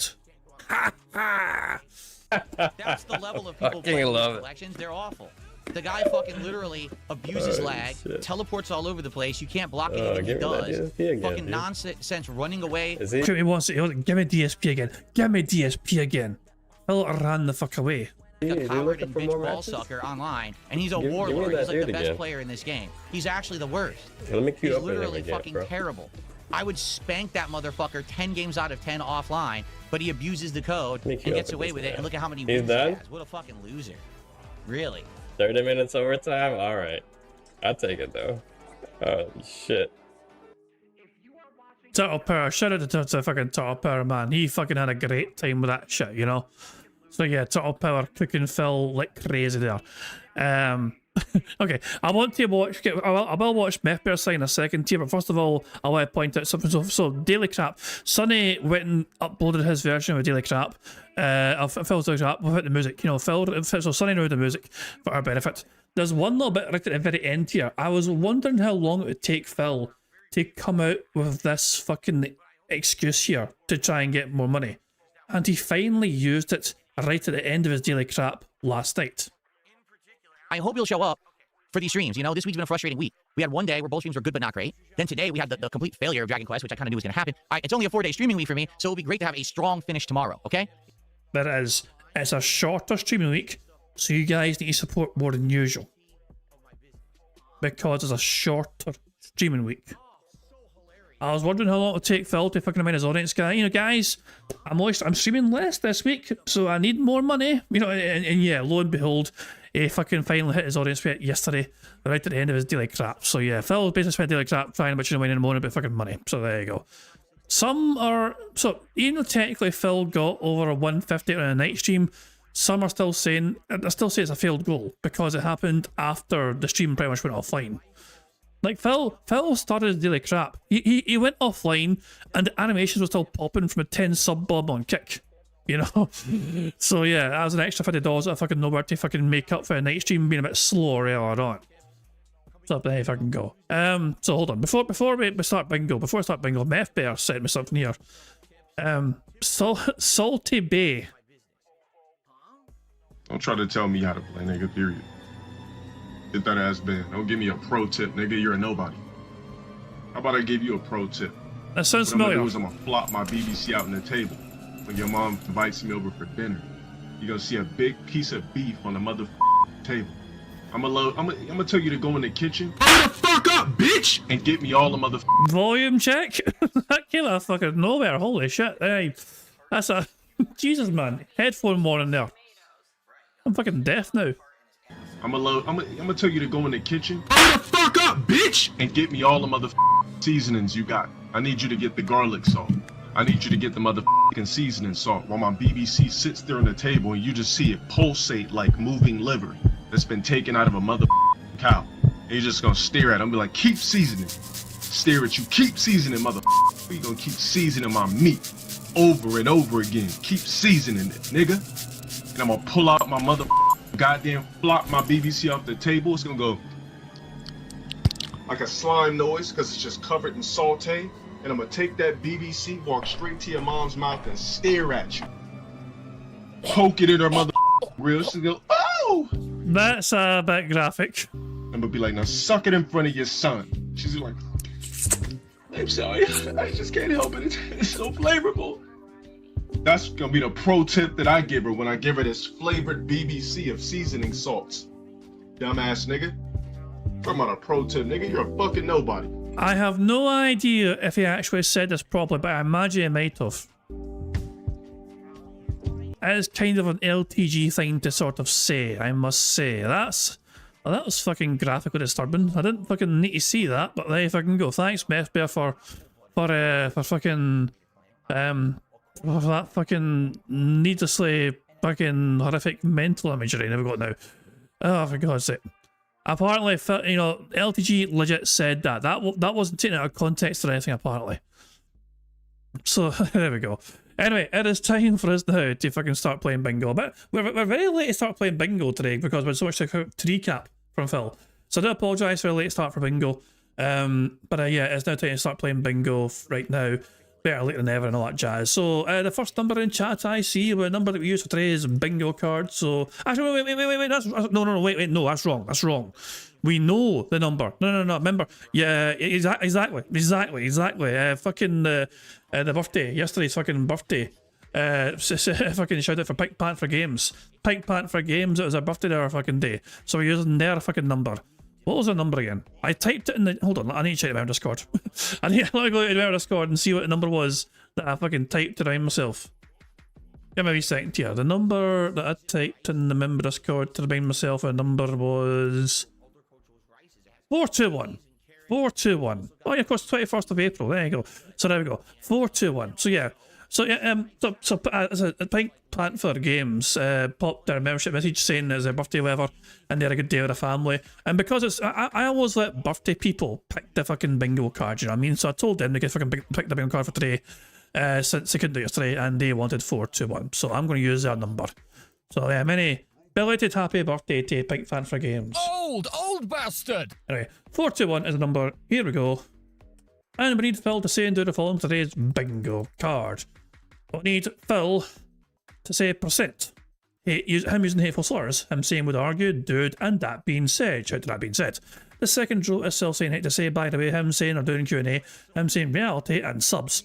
The third row is Phil saying update is what it is, him flexing the no arms, him saying oh, and him scratching his stash. The fourth row is Phil making that annoying T sound. T. And being all siege mode, which is where Folsing crosses his arms, him saying idiot, essentially, and feedback. The fifth and final row is still applauding randomly, him saying allowed to explain, him having scat talk, him saying comment, and finally him touching his own fucking hair. So there we go, that's the bingo card we have for today's stream. Now of course there's a variety of ways we can get free spaces to help us on our way to a full house bingo card. For example, for every 10 sips, snorts or burps that Phil commits, we get a free space. For every 3 minutes and 20 seconds that Phil begs, we also get a free space. If Jade shows up the Phil stream and Phil says hi to Jade, not only do we get a free space for that, but to celebrate free space we get to enjoy this animation. Squeak squeak a free space. If Satan shows up to Phil's stream and Phil says hi to his good buddy Satan, not only do we get to celebrate a free space for that, but to enjoy that free space we get to enjoy this animation. What's up, Satan? Good to see ya. So those are some of the ways we can get free spaces with Phil saying and doing things, but you guys are also in charge of ways we can get free spaces too. For example, for every 5 new or renewed members we have the Ringo streams, we get a free space. And we've had 1 so far, Gibble got the membership earlier on, so 4 more new or renewed members we get a free space. For every 5 super chats we get a free space. And we've had 2 super chats so far, so 3 more super chats we get a free space. For every £5 in tips we get a free space. I've had £3 in tips so far, so £2 more in tips to get a free space for that as well. And of course, in that opinion, the best way to get free spaces on bingo is just to like the streams. 25 likes gets us 1 free space, which we already have, so it's our first free space of bingo. 50 likes gets us 2 more free spaces, 75 likes gets an additional 3 spaces, and 100 likes on bingo would give us 4 more free spaces on top of everything else. So good stuff indeed. And of course, every time we get a free space, for you guys liking the stream, we get to celebrate with an animation, and I think in this instance we should let the motherfucking trumpets play.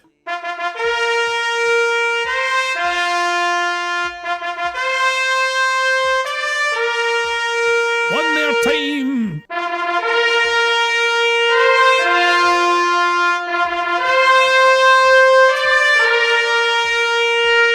Take that, you bald wee bitch. I maintain that AI was very kind to how he looks bald. Phil would not look that good bald. I'm just saying, because we know how Phil looks with, you know, with Phil looks with a fucking buzz cut short hair, and his head is not that sort of shape, you know. So nah, no way. Those trumpets woke my cat up. I do apologise for disturbing your pussy. I feel bad for that now, but there we go. So yeah, anyway, so you guys are in charge of some of the ways you can get free spaces, but the rest of the ways are controlled by Phil and his bizarre body functions, as well as him begging like the little bitch that he is. So there we go, good stuff indeed. There's some more things to cover, of course, but I'm going to let AI Marble Phil explain it all for us right fucking now. Take it away. Hello, AI Phil here in the digital flesh for Bingo Baddies Marbles game. By entering the exclamation point marbles in chat, or scroll down the description in the video to get the link to enter. At the end of each month, a first, second, and third prize winner will win a cash prize. Now, if we get a full house on the bingo card, marbles will run to determine a winner for that day and will win a prize on the wheel, which could be used for future games. It's just that easy. There we go, good stuff indeed. There is actually one brand new comment for me to add to the marbles. So if I do get a full house, I will have to add that marble afterwards, you know, later on. But yeah, if you haven't got your own marble locked in secure yet, make sure you do so before the end of the stream, so you could have a chance to win one of these glorious prizes, such as an intro shout out, a full house ticket, or a Scottish soundboard pass. So there we go. We're going to use DSP's stream for bingo at first because Raw Phil slipped in or whatever. I don't know what happened to Raw Phil. He might have been busy, he might have slipped in or whatever. When Phil starts in, you're saying hello to everyone in Kick, we can go back over to Raw Phil. Until then, we're using actual DSP for now until the stream. But don't worry, I'm going there so you don't have to, okay? So yeah, there's one thing we have to do before we start playing bingo, and that is for us to press the random Scottish soundboard button to send us off into battle once more. The answers are fuck and you in that order, bitch. Good stuff indeed. And by the way, if you're enjoying Pragmata, Moki is currently doing a playthrough of Pragmata right now, and dare I say it, they're doing a lot fucking better a job of playing Pragmata than DSP is. So if that's your fucking cup of tea, feel free to check out Moki's streams because they're really enjoying playing Pragmata right now, and yeah, and they're certainly doing a better job than DSP is anyway. That's a damn sure. Well, that's not a very fucking high bar to fucking clear. I've said that, yeah. So there you go. If you're into Pragmata, check out Moki's fucking streams out. So yeah, in that note, it is time for us to start playing bingo. Good luck, everybody. Here we fucking go. Audio only for the first part because Phil has a little microphone only segment to begin. Here we go. Good morning, everybody. Hello, hello. Welcome to the stream. It's the final streaming day of the week for me, and I know that sounds weird because it's Wednesday, but it is. It is a short week, and this is my fourth and final day of streams until a couple days away. I'm excited for today because today it is a double new release day, covering both Mouse PI for Hire and more Pragmata. Should be a good one. But in addition to all of that, what I'm excited for is today's Level 1 podcast, because today I am going to give my final verdict on Crimson Desert after having played it over 20 plus hours, and I finally have had my fill. Yeah, I wonder what the fucking next DSP edited video will be. So today we will break it down, and I will tell you my final thoughts on the game as it is out of the rotation. Good stuff. All right, so it is going to be a pretty interesting stream, to say the least. I'm going to quickly finish up my setup and then get started. So now's your chance to do what you need to do before we begin. You don't want to miss it. Thanks for being here early. I'll be back in just a few minutes, and we will begin with the Level 1 podcast. Thanks, guys, and see you in just a few. Pile of shite. Okay, let's fast forward to when he fucking starts his shitey fucking show. Here we fucking go. Right. So, oh God help us all. Here we fucking go. What is going on, everyone? Welcome to the Level 1 podcast. It's been a shortened streaming week this week, but it was still a pretty exciting one with double new release coverage and saying goodbye to some games and hopefully hello to some new ones. Let's talk all about it today because obviously I want you guys to know what's going to happen when I come back from a couple days off for a massive 7-day streaming week next week. Before we get there, we got to talk because last night I had enough. After over 20 hours of gameplay, I am officially done with Crimson Desert. But what was the tipping point? What was the straw that broke the camel's back? Why am I fed up with the game, and why have I moved on? We're going to talk about all of that on today's show as I give my final verdict on Crimson Desert. Plus, I'm sure we'll be talking about many other topics, hanging out, and saying goodbye to the week and hello to a new one. It's good stuff. It's a great way to end the week. Also, double new releases today. That's pretty awesome to be playing both Mouse PI for Hire and Pragmata to end my short streaming week. Thanks for being here. Ladies and gentlemen, it's time for the Level 1 podcast. Pile of shite. Skip his fucking shitey fucking dumbass intro. Cringe as fuck as it is.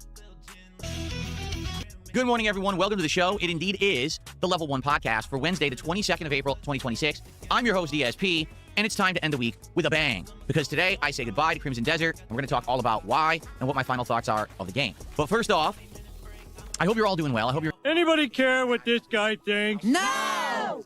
In good spirits today, because it's going to be a great streaming day here on the channel for sure. And it was a short one, right? It was a short week. 4 days only this week is very few for me. Typically, I'm here 6 days a week. Even on a busy week, I'm usually here 5. This week's a little bit different. Now, I just want you to know, it's a no big deal. It's not some horrible thing going on. It's just personal stuff going on that I have to take care of. It's timing and scheduling and things like that. I have to be off both tomorrow, Thursday, and Friday. Did Phil just say by the way? That's all. I need to check. Did Phil say by the way there? Typically, I'm here 6. No, it's a no big deal. It's not some usually here 5. This week's a little bit different.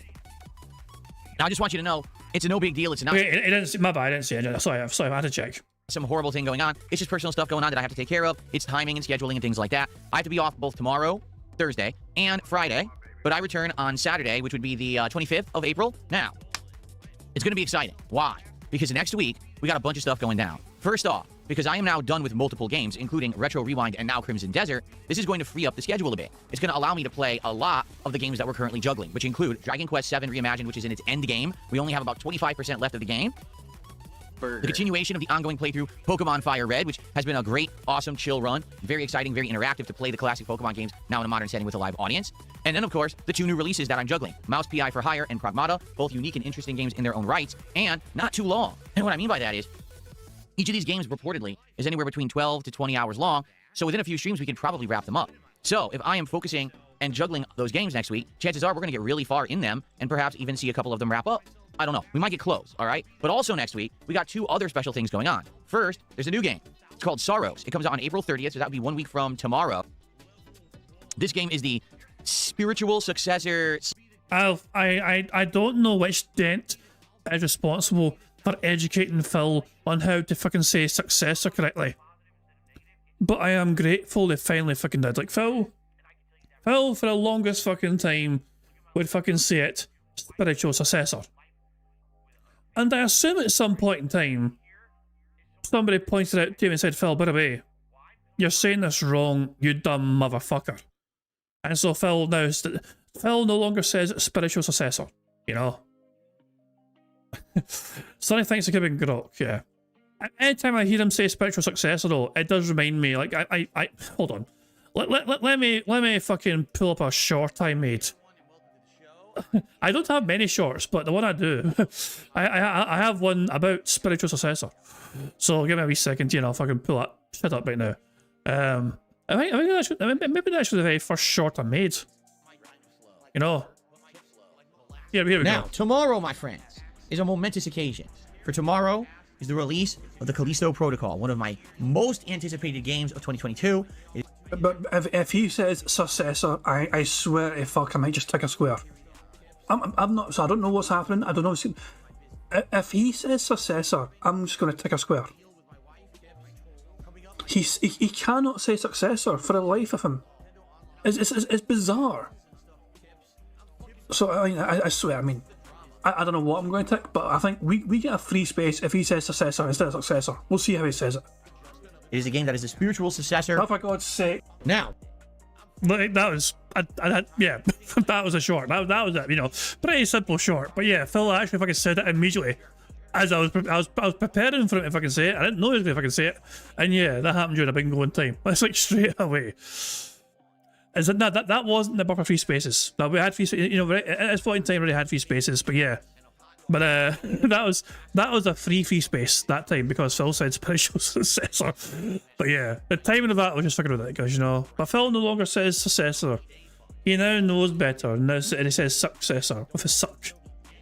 1 week from tomorrow, this game is the spiritual successor / sequel to Returnal from many years ago. It is a PlayStation exclusive. It's bullet hell, but with pretty graphics, and I guess it's going to have that same kind of roguelike element to it. I do seriously hope that it's not just Returnal again. I do hope that they've added new things to it, and it ends up being something, you know, more unique, or at least an advancement of the formula of Returnal. Because listen, I liked Returnal, but I didn't love it, and I did feel like there was things that could have been improved. So I guess we'll see. But then, outside of that, all right, at the very end of next week, on the 7th day, I'll be streaming a marathon here on the channel. The May 1st DSP's Mega Marathon, where I'll be playing Mega Man 8 and finishing. He still hasn't got the timing nailed down for that. He hasn't got the timing fucking right for that. It's cringe as fuck, man.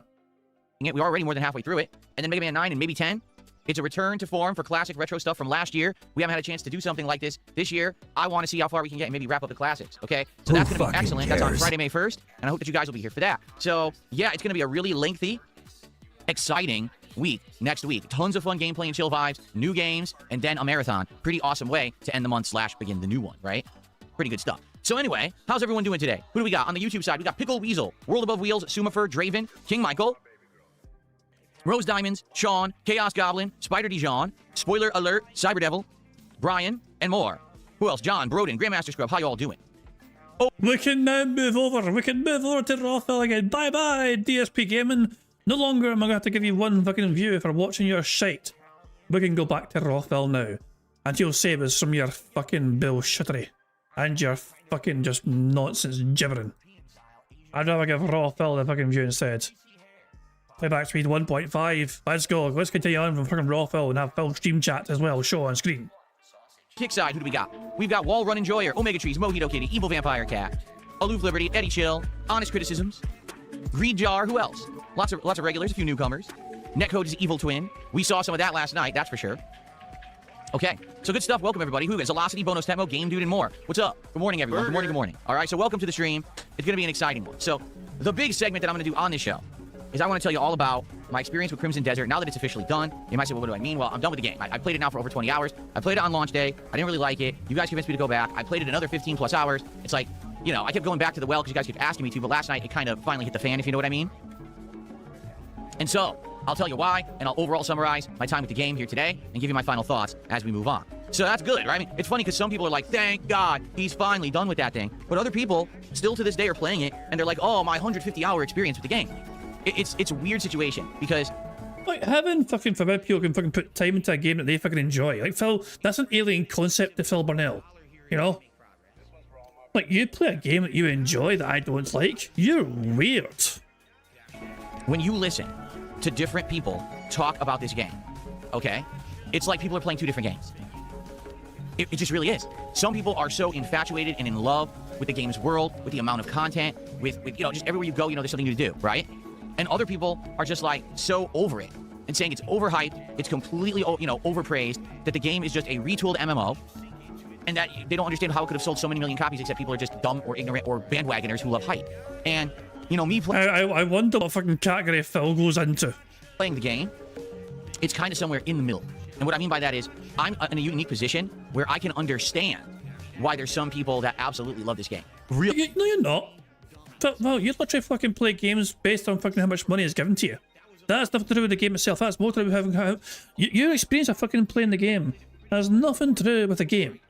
And more to fucking do with how generous your viewers are watching you play the game. Really, like, I get it. I know why some people really like it. But from my unique perspective, okay, the way I see it, I don't see this being a game that for someone who makes content is something that's good for the long haul, unless you're one of these people who's so big, it doesn't matter what you play. Does that make sense? Like... no. Not fucking really. I feel like the game is enjoyable for an audience. There's an audience for it, for sure. And I get it, and we'll talk about it because we're going to get into detail about it here on the show today. But I just don't think it's a game that's going to really hold much interest for a viewing audience unless people are just there because they're there because you're already popular. Does that make sense? I don't know.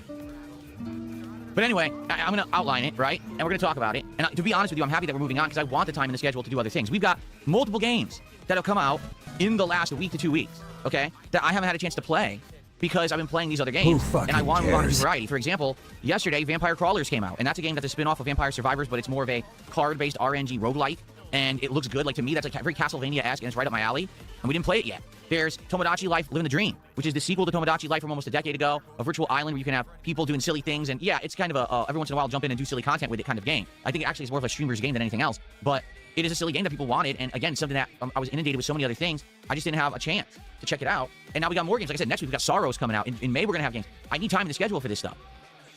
I think what's happened is I got caught up in a lot of games that are just super lengthy, right? Let's be honest. Like, some of these games are just so long, and I liked everything I was playing, and everyone wanted to see me continue in all of it, and it had me pulling in a bunch of directions. And people, I mean, right now, people can't agree on what they want to see. A lot of people want more Pokemon. A lot of people want more Mouse PI. Some people want Pragmata. Some people cannot wait for, you know, new games to come out, and people are... So, apart, I can't just did a whole lot of troll super chats that are about to come in for DSP, and of course, he will naturally pocket every fucking dollar that comes his way. It's a waste of fucking money. I would argue, I wouldn't call these troll super chats. You know, if it's, I am going to assume it's fucking, you know, Iron Chef Sakai on one of these fucking random purchase accounts. They're just going to keep fucking giving them dollar just to insult him. Every day, are you going to play this game? Are you going to play this game? You know? So, we'll talk about it, okay? Well, Cyberdevil, or excuse me, yeah, it is Cyberdevil, did a €2 super chat. Says Crimson is really bad, Phil. Well, again, I can see different perspectives. I really do. Like, here's the thing. I can get why people would like the game, and I'm going to talk about it today. But at the same time, I don't think it's a game for everyone. You know what I mean? Like, I think that if you're a kind of person looking for a certain kind of experience, you can get it with Crimson Desert. And in fact, you can get a damn good one with Crimson Desert. But is that going to be what every single gamer is looking for? And that might be the question that needs to be answered. Phil, that's the case for every single game on the fucking planet. Fortnite is one of the most popular games in the world. Okay? I have never played Fortnite. I have no interest in playing Fortnite. I have no desire to play Fortnite. Does that mean it's a bad fucking game? No. Clearly, they're doing something right if they're so fucking popular. You know? It's not for me though. Every single video game on the fucking planet has that sort of thing where it'll either appeal to you to maybe fucking play it, or it won't appeal to you to fucking play it. Every single game on the fucking planet is like that. Because why are there millions upon millions of people who bandwagoned and bought the game, but I keep hearing every day, I quit the game today.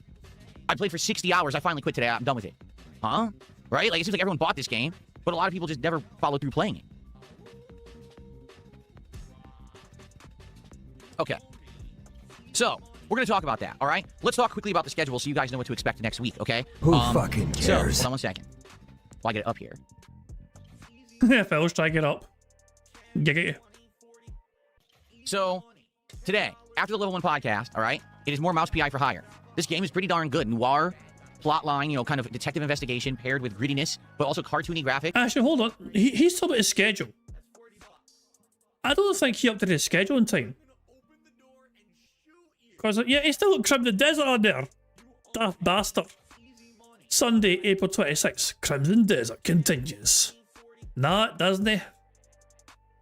Dumbass. And, you know, it's kind of a very unique mishmash of a game. I like it a lot.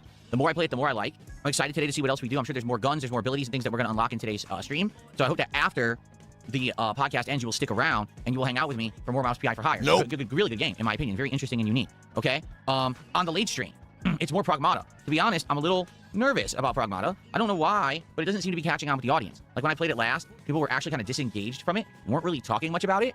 And instead, it was more like me playing the game for myself, which I didn't get because I was unlocking new abilities, new weapons, new items, upgrading, big epic boss fights, right? And people were like, eh. Boss. Like, wow, you see the same game I'm playing? I'm loving it, you know? Now, the thing is, neither of these games are very long. So, in regards to the playthroughs, I think I'm going to play them to completion regardless, right? Already with these games, I'm 6+ hours in. So if I keep playing them at the rate I am, maybe we'll beat them next week. Okay, we very well could. So we'll have a stream today. It's going to be around 3 hours of Mouse PI on this stream, and then around 2 hours of Pragmata on the late stream. Okay. So I'm off tomorrow, and I'm off Friday. When I come back on Saturday, we'll have a podcast followed by another major stream of Dragon Quest VII, and then Pokemon Fire Red will continue on the late stream. Now, if you took a look at the schedule last night that I posted up, you'll notice an error. But it really wasn't an error. It's just that I made the schedule before last night's late stream where I decided I'm done with Crimson Desert. So Sunday, we're going to do more Mouse PI for hire, and then Sunday night, we're going to do something new.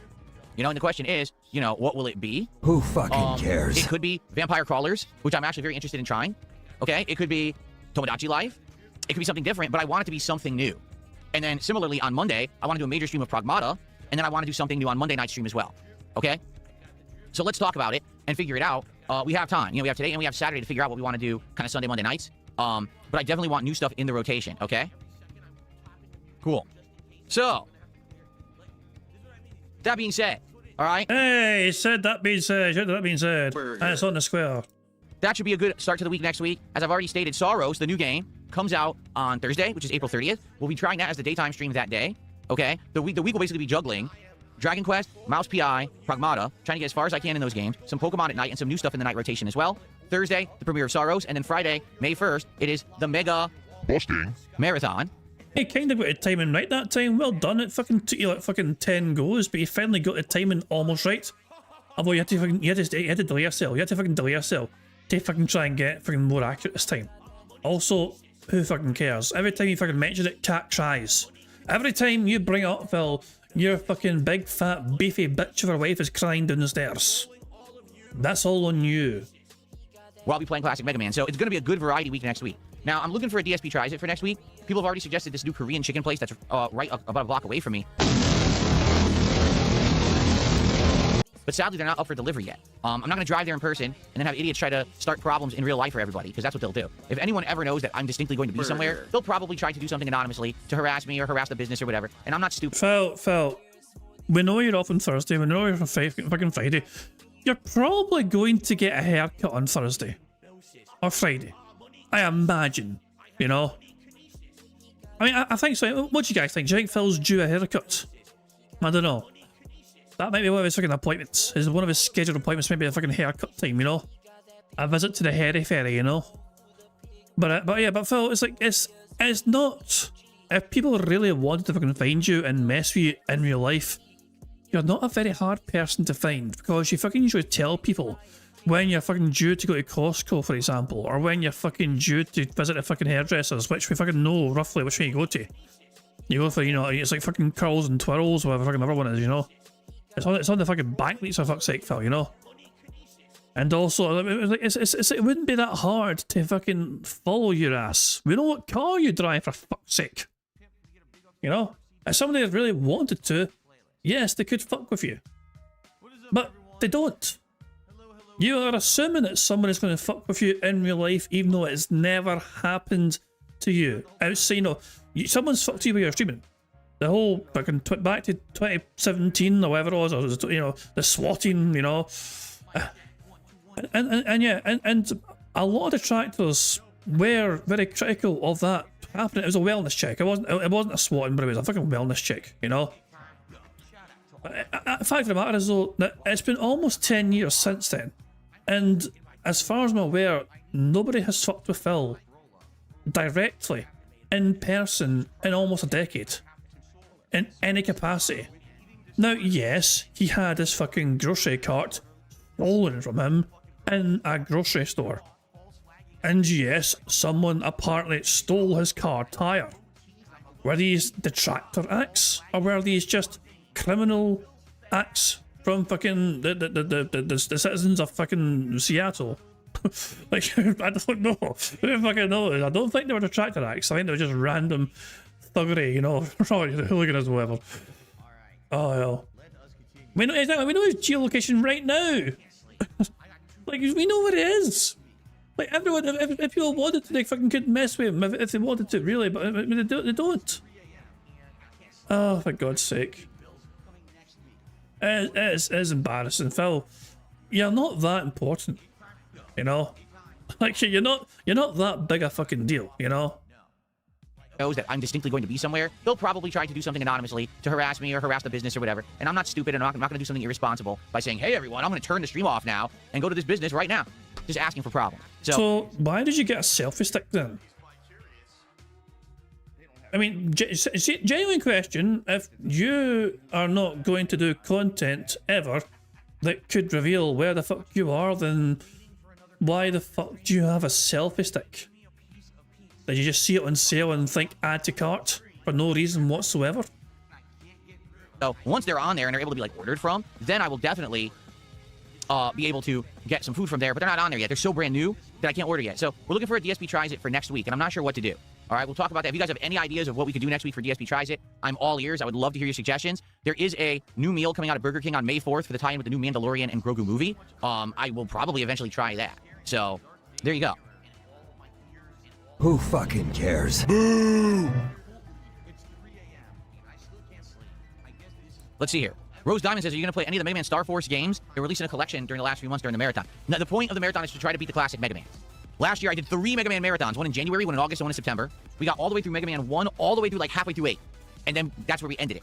And I always said I would go back, and now I feel like it's time to go back. So we're going to try to finish Mega Man 8 in that collection. And then we got 9 and 10, which were the classic Mega Mans, but they're really modern. Remember, they came out around the Xbox 360 era.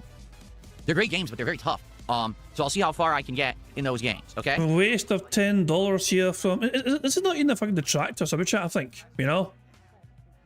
There's somebody generally, I think, wants to support him. The name rings a bell, put it that way. Thank God you quit Crimson Desert. You were playing it in the most boring way possible. He's not going to like that. Oh, you're not good at combat games. You play like an old boomer. Bad. Get sushi. He is going to fucking rage us. Jay Freezebees did a $10 super chat. Says, thank God you quit Crimson Desert because you're playing it in the most boring way possible. You're not good at combat. You play like an old boomer. You're not good at combat games. You play like an old boomer. Bad. Get sushi for DSP tries it. It should be interesting. You know what's funny about people like this? All right. Every time I played Crimson Desert, people would say, you're playing it wrong. And I would say, how? Explain what innovative thing I'm supposed to be doing. What gameplay mechanic am I not understanding about the most washed, boring combat system I've ever seen in a game? What is it that I'm not doing? I'm using the stab. I'm using the shield bash. I'm using a ground pound. I'm doing combos. What am I not doing right? And every single time that I would ask that, crickets. Because the only answer anyone ever gave me is, oh, well, the reason that combat, that you're not finding it rewarding is because you didn't upgrade your gear, or you didn't put enough into health and stamina, which is all a lie. If you watch my playthrough, you'll see I was always upgrading my gear. I was always using the Abyss cubes to upgrade my stamina and health, and also I unlocked a bunch of combat abilities, which I was using in the combat. The difference is, I'm 20 hours into Crimson Desert, and the people that really like it are 80 hours into Crimson Desert. So they grinded 60 hours to overlevel themselves so they can just steamroll the combat. So to them, they watch me play, and they're like, he's getting destroyed. It's because he's so weak. Yeah, because I didn't waste a month of my life playing the game to get to that point. I was waiting for something good to happen in the first 20 hours. I didn't want to waste 60 hours to become a god and crush everything like an ant. I just really love it. Everyone yelling at me saying, it's my fault. Okay, explain how. And then there's crickets. No one can actually justify what they say about the game besides just kissing its butt blindly. Don't worry, because this is going to be a big segment of the show today, all right? Listen, I appreciate the $10 super chat, but I think we're going to agree to disagree on this one. And he's to get sushi for DSP tries it. I've already done sushi on the show. Didn't do well. When I got sushi, people thought it was incredibly boring. And didn't, you know, because here's the thing with sushi, right? Wait. So it's a sushi's fault it was boring. Not your fault. No, let's blame the sushi. This little bit of food right here that I'm going to just devour. I'm going to blame you for us being boring. Holy fuck, man. You can't get 20 kinds of sushi. You can't. When you order sushi, you're getting an order of sushi, which is going to be a certain amount of pieces. Sushi is also expensive. Like, let's say, for example, I went to a sushi restaurant near me, and I wanted to try 5 kinds of sushi. Each order is like 20 bucks. So I'm spending $100 to try 5 sushi rolls for you on DSP Tries It. Why not? I mean, that'll be a good investment, I think. And I think you'd enjoy the variety of sushi you could fucking have. Why would that be a bad thing? You enjoy sushi. You and Cat both like sushi. Why not? And I've done it. And people said, wow, that's boring. So that's why I don't do sushi again, because it would be so expensive, and basically it's not interesting to the audience. You see what I mean? So $100 is expensive for Phil to get sushi, but he demands $300 a day from his audience just to fucking make slop. I mean, thank you for the super chat, though. And that is the biggest super chat of the day so far. What was this person's name? Was it Jay Freezebees? Yeah.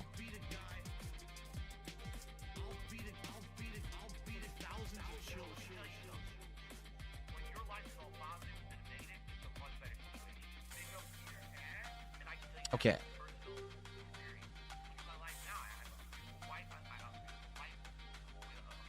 Hold on, I gotta email is distracting me. Phil, leave the emails till after or deal with it before. I received a generous $30 tip, guys. Thank you so much. I'm gonna read this out in a second, but let's play an animation first. Why don't you back it up with a source? My source is that I made it the fuck up. I can find it. Hold on a second here. There we are. Okay. Thank you so much from Frank's Gym. Let's get them on the leaderboard and then let's see what they have to say.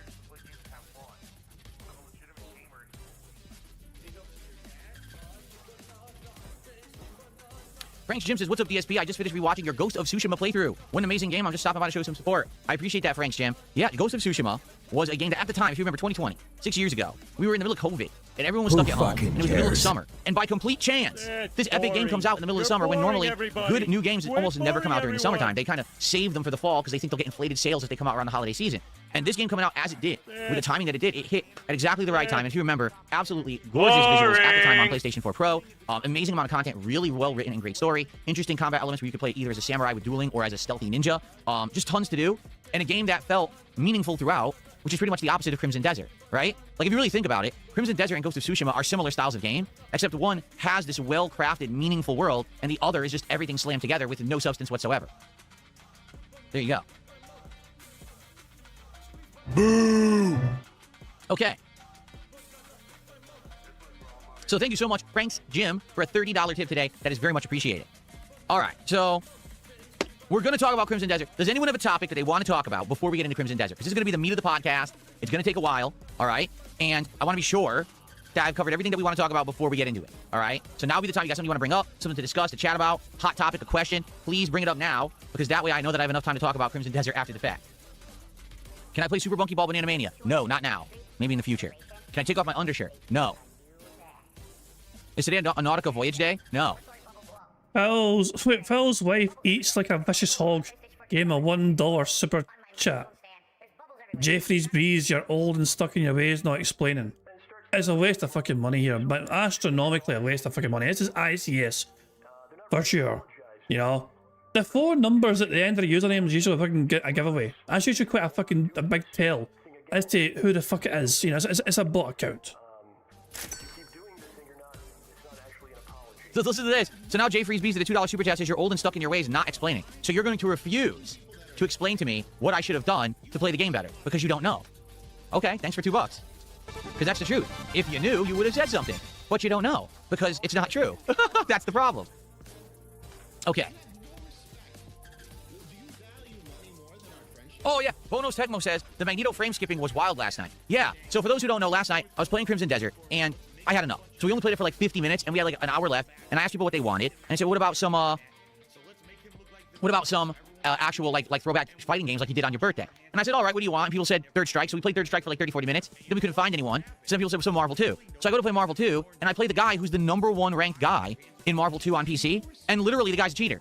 And what do I mean by that? He picks Magneto, and he has a bad connection, so all he does is continuously wave dashes and presses buttons, and the game skips all of the animation. For those who don't know what a wave dash is, in Marvel 2, okay, you can dash by pushing 2 punches together. Now, there's a technique you can use that you can actually super jump cancel into an aerial dash, and basically you'll jump and dash downward, and it's basically an instant overhead. So the idea is with the faster characters in Marvel 2, you're trying to do instant overhead over and over to try to get people to block the wrong way, and then you get a free combo if it hits. Now, there's good ways around it. For example, having Sentinel, you can actually absorb a hit, and because he has that super armor mechanic, he can absorb a hit, call out an assist, and knock off the people who are rushing him down. It kind of knocks them away, okay? It's not unbeatable. It's just a really good strategy in Marvel 2 where rushdown characters are very popular.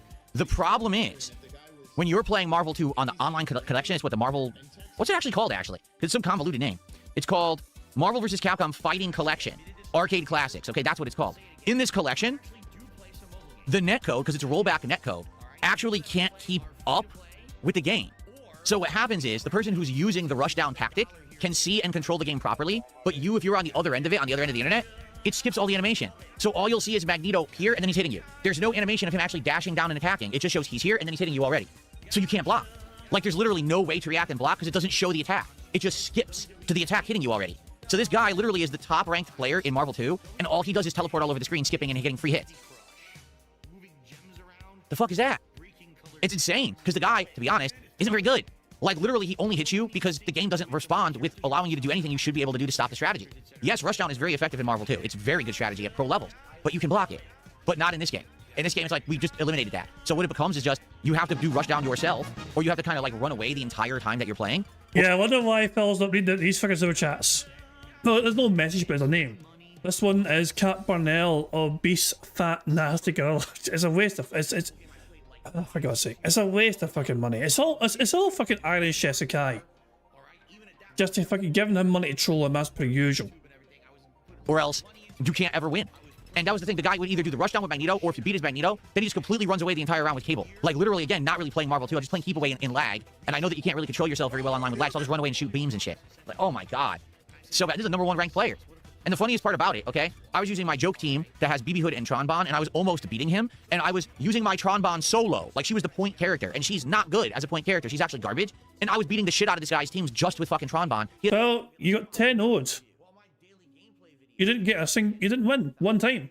You got 10 odds, buddy. Doesn't even know how to fight against Tronbon. He has no concept of how to play the game, he just learned how to abuse it online, and he's the #1 ranked player. Anyway, yeah, it's pretty messed up how these games play online. Seriously, so... Princess Luna, how are you? Thanks for the $5 super chat. It seems like you weren't in a good mood yesterday. I hope you have a better day today. Well, thank you. I appreciate that. I wonder why Phil was so pissed yesterday. Yeah, I mean, I can tell you why. You know, Phil's happiness is determined based on the amount of money that is thrown his way. There's literally no other metric involved whatsoever. It has nothing to do with the game. It has nothing to do with what's going on in his fucking real life. It has nothing to do with the fucking audience and what they fucking say or do or whatever. It's literally all about him getting money, and money is the fucking source of Phil's happiness. You know, Phil is like a piggy bank where the more money that he fucking gets put in him, the fucking more fulfilled he is. Wasn't particularly in a bad mood yesterday for any reason.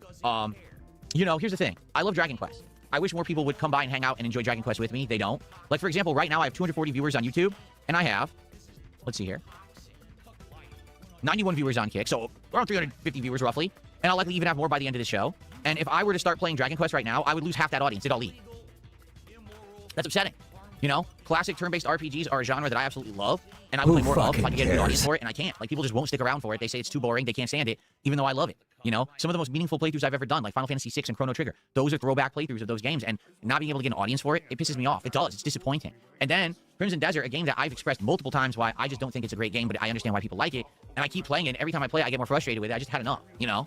I really wish yesterday I just done all retro fighters, because now what's happened is I played it for an hour, and now I'm craving more, and now I'm not going to get to play them for a long time. Like, I'm not. I have new games to cover and things to juggle and stuff. I'm not going to get to play classic fighting games again, so now I'm just going to have that craving, and I can't satiate it, right? Who fucking cares? Okay. So I wasn't in a bad mood yesterday, just in general, right? It was just kind of a day where I knew things weren't going to go great. I'm like, well, it is what it is. And it was crazy because that late stream, okay? You know, Crimson Desert, I played it for an hour. No one cared. Everyone in the chat was complaining they were bored with the game, stopped playing it. And then there was no support either. Like, it was a very slow stream up to that point. And then it was crazy because I started playing Retro Fighters and then support started rolling in. And then last minute at the end of the stream, I guess I should say the former Dr. Lexus, because this guy changes his name all the time. He's actually my top ever Kick contributor. He dropped 10 subs at the end of the stream to actually make it a good stream for me. And I was like, oh God, like, I wasn't expecting that. I thought it was going to be like another dud of a stream because Crimson Desert, you know, kind of fizzled out, but then ended up being a good one anyway, so. So there we go. So Phil has finally confirmed anything over $150 is a good stream. But remember, there's no goals anymore. $100, good, but not great. It could be better, you know? And without those 10 gifted subs, without that $50 last second Whale Mary, it wouldn't have been a good day for Phil, you know? But all of a sudden, Phil got happy. Phil was happy and fulfilled because somebody helped him get towards a goal that doesn't exist anymore on his content. Sound good? It was just a weird day. Today will be a way more normal day. I do hope you guys are going to stick around for Mouse PI for Hire and for Pragmata. Both games are good in my opinion. I'm enjoying them. We're getting past the halfway points of both today. So if you stick around, we should get some good progress and good gaming fun today, okay? Apparently live DSP is still not doing gameplay yet. We're behind DSP itself by over an hour. Phil did claim that today was going to be a shorter podcast. I guess that was before he had the opportunity to make some clickbait content on Crimson Desert and bitching and whining and moaning about how the game is so bad, you know? He has to fucking get his clickbait fucking, you know, and I can guarantee the Crimson Desert fucking bitch fest is going to get fucking individually clipped. And he'll fucking ask his fucking editor, you know, fucking Lummox, to fucking make it into its own little fucking separate video for him to upload later on.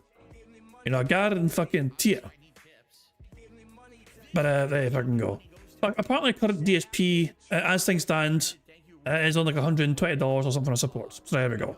He's having a better day and he's not even touched the game yet. Cyber Devil, thanks for another €6. He said, what do you think of Hell Let Loose Vietnam coming later? I don't know what that means. Hell Let Loose Vietnam, is that a game? Hold on. Hell Let Loose Vietnam. Is it some sort of fucking simulator where America's getting their ass kicked in Vietnam or something?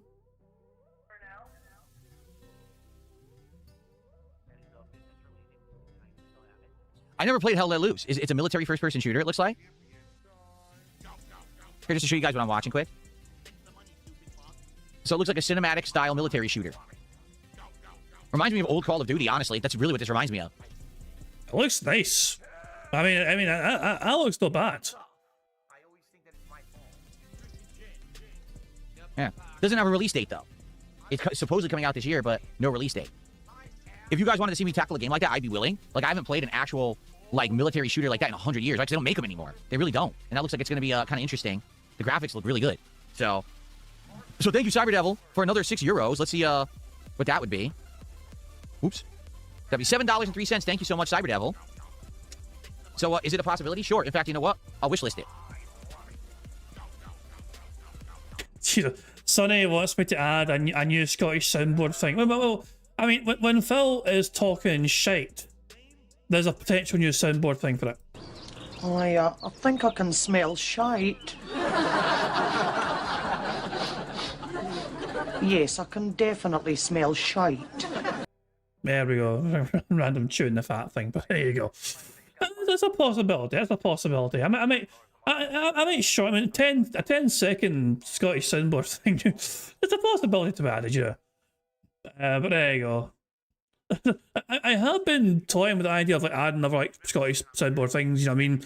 Of a similar nature. You know what I mean? I've explored the possibility. You know, but I'll have to wait and see for sure. There we go. But yeah, anytime Phil is fucking spouting bullshit, you know, yeah, I smell shite. I wishlisted it, so now we'll remember to look at that later in the year if it comes out. Cool. Okay. All right, so.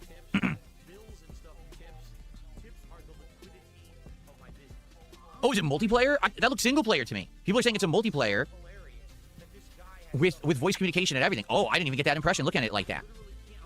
Maybe you should have fucking read any of the fucking description. All the fucking game, Phil. I mean, you're just fucking too busy looking at the video and not reading anything on the fucking screen apart from the release date. Let's see here. Vampire Crawlers is kind of like Slay the Spire. Then I'm still willing to give it a look. If it doesn't stick for a long time, that's fine. But I want to try it. It's on Game Pass for the record. Vampire Crawlers is on Game Pass, so I want to try it regardless. I didn't play Vampire Survivors. It'll be my first attempt at enjoying something from that universe. Did I ever play Xenoblade Chronicles? Did we? We played a Xenoblade game, but I don't know which one it was. Hold on. Who fucking cares? We played Xenoblade Chronicles way back when on the Wii in 2012. I played 103 parts of it. This is back when my parts of a game were 10 minutes. Okay, so I played it for around 17 hours, maybe 18, and then people were very bored of it and said that it was too grindy, and they didn't like it and told me to stop playing it, so I did. And then I never went back to it, and I never played a Xenoblade game ever again. So you played a game for 108 parts, and then people told you it was fucking too boring. That's a true story. Like, I was enjoying it, but the game definitely, the dialogue was very long-winded and convoluted, and it had long segments that were kind of boring, and a lot of grindy combat out in the open world. I still remember it, but I was enjoying it, but people were like, nah. Jesse says, he wants to say hello. He got onto Comcast a couple days ago coming from fiber. Let me tell you, their 2 GB service is awesome. Good luck on your stream today. Thank you. Yeah, Comcast has a new service that they are now offering that I believe is even faster. Now, the truth be told, I don't think I really need it. Why? Look what I do. I'm streaming at 1440p, right? I upload videos at super high quality. I download games ultra fast. Even though I'm a full-time streamer, you would think, you know, maybe I benefit from the better internet. I honestly don't think I even really need it, all right? But I am looking at, you know, renewing my contracts and stuff later this year, and I'm going to talk to Comcast about what's available and see what's going on, and if what they offer, maybe. First of all, I don't even know if it's available where I am. Reason being, I'm residential, and I'm in the middle of like a private community and everything. I don't know if they'd be able to give me the upgraded stuff. I know that they did upgrade the infrastructure out here last year, and I had a whole day without internet because of it, but I don't know if it's available to me, like, for my business or not. I'd have to ask them. So we'll see. We'll see what happens later this year. Let's see here. I gotta play the new ones on Switch too, says Draven. So there's brand new Xenoblade Chronicles games coming out on Switch too. I didn't know that. But then again, you know, when I have an ongoing problem getting an audience that will stick around and engage and support these kind of RPGs. And it sucks because I like them. Like, I really like this genre of game, and I just can't find an audience that will stick around and engage. It's very frustrating. So, there's a new animation, everybody. I added that last night. Thank you, Cyber Devil, for another €2. He says, try it. I've got it on the wish list. Perhaps we will. Thank you, Cyber Devil. Okay. Good stuff. Make the bad If the Ocarina of Time remake rumors are stop. true, will I replay the original before to compare them? Probably not. I would probably play the remake, but I don't think I would replay the original and then the remake. Then it's just too much of the same, you know? If a Cowboy fan tipped $1, says, here's $1 to maybe help you get to $50 or an even number and supporting you because I like JRPGs. What games will be lined up for July? What about Digimon possibly in July? It has a new release and a new DLC. Scarface or Godfather? Oh God, I don't think I'd be playing Scarface or Godfather in July. I don't know if there are any releases lined up for July yet. Are there? I haven't checked the game release schedule in a while. That's true. And we should do that at some point. Maybe we should actually line that up for a future podcast to go through the game releases and see exactly what's coming out. Some people are convinced, like Davin Dragon, for example, that Eva Cowboy fan is Derek. It's a possibility. What I will say is it's strange to see Derek give him money. It doesn't belong to his mummy. But then again, Derek is no longer just some sort of fucking, you know, child living at home with mummy and daddy. I mean, he's technically an adult now. So he might actually fucking be past the point where he's able to give Phil Burnell money that doesn't belong to his mummy. You know? So yeah, it's who knows? Who fucking knows? I mean, it's hard to imagine Derek just fucking staying away forever. Phil does encourage people, if they get banned, for example, you know, like Canadian Kirk, for instance, you know, if they get suspended by YouTube or to make a new account and come back and behave yourself this time, you know. So it wouldn't be a shocking thing if Derek is still there. But of course, the big question is, who is Derek? Which one of these dents is a Derek? Will the real Derek please stand up? Well, it's not you, Jade. But taking a look, I don't think that anything had a solid July release date. Oh, the Avatar fighting game is supposedly coming out the first week of July, and that was it. Like, that was all that we had so far. So I guess we'll have to see. Yeah, I don't know. We definitely need to do it soon, because I have, like, nothing for June. And obviously, we need to know what's coming out, right? Okay. Cool. There's now rumors of a Scarface remake or remaster. Jeez. Interesting. All right, should we do it? Shall we get to it now? Shall we talk about Crimson Desert? I think we should. This way, you know, I can put a fork in this playthrough and we can move on. All right. Oh, Caterade. Thanks for $2. Did you watch the Mouse PI IGN review? No, I didn't. I never watch IGN reviews. I do as much as I can to stay away from them. On purpose. Thank you for $2, Caterade. What's up, Game Boy? How are you, man? Okay. All right, guys, let's do it. Sonic, he did. He said that it fucking helped make it a good day for him. That he addressed it and said that helped make it one good day for him after all. So $154 equals good day, and that saved it from being a bad day. That's how he addressed it. Right, brace yourself for a whole bunch of clickbait drama stuff. Let's talk about Crimson Desert. So, for the record, when Crimson Desert was announced and all the hype and hoopla around the game and its press and its, you know, productional materials and everything to hype the game up before it came out, there was always a big question in mind. And the question was, the more you heard about Crimson Desert, the more you kept hearing about it has this and it has this, but does that mean that the game's going to have an insane amount of great content, or does it mean it's all going to be crammed in there but it doesn't have a lot of meaning? For example, when you heard that the game was going to have this kind of combat, but then it was going to have mounts that you can ride, but then it was going to have traversal and moving around with these kind of like grappling hook floating mechanic, kind of like Tears of the Kingdom. But then it was going to have base building, but then it was going to have, you know, taking on a bunch of enemies, like taking over bases. But then it was going to have RPG story elements, and then it was going to have this, and then it was going to have that. Oh, it has fishing, and it has this. When you hear that a game has so many things in it, right, you have to wonder, is it going to be a jack of all trades and a master of none situation? Or will the game feel polished and refined and actually be a good gameplay experience? So the fact that they were charging, you know, full price for the game, you had to hope that the game was going to be good. But it's made by Pearl Abyss. This is a company that's made Black Desert, which is a MMO. And so going from MMO to single-player game is a big leap. So when this game came out, I actually cleared my schedule, and I had a marathon day of playing it. My intention was to play it like 8+ hours in the first day that it came out to get a good taste of, you know, what it would be, so that I could decide if I was going to play it further or not. And if you go back and you look at that original footage from about a month ago from when the game came out, you'll see that I kind of jump into the game with the same kind of judgment that I do with any game.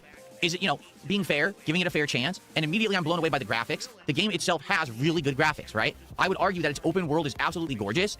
The fact that it has these beautifully animated plants and flora is really cool. Every little turn and twist that you take, you can find something new, a hidden cave, a new settlement, a big castle, a kind of, you know, new enemy or something like that. That's really cool.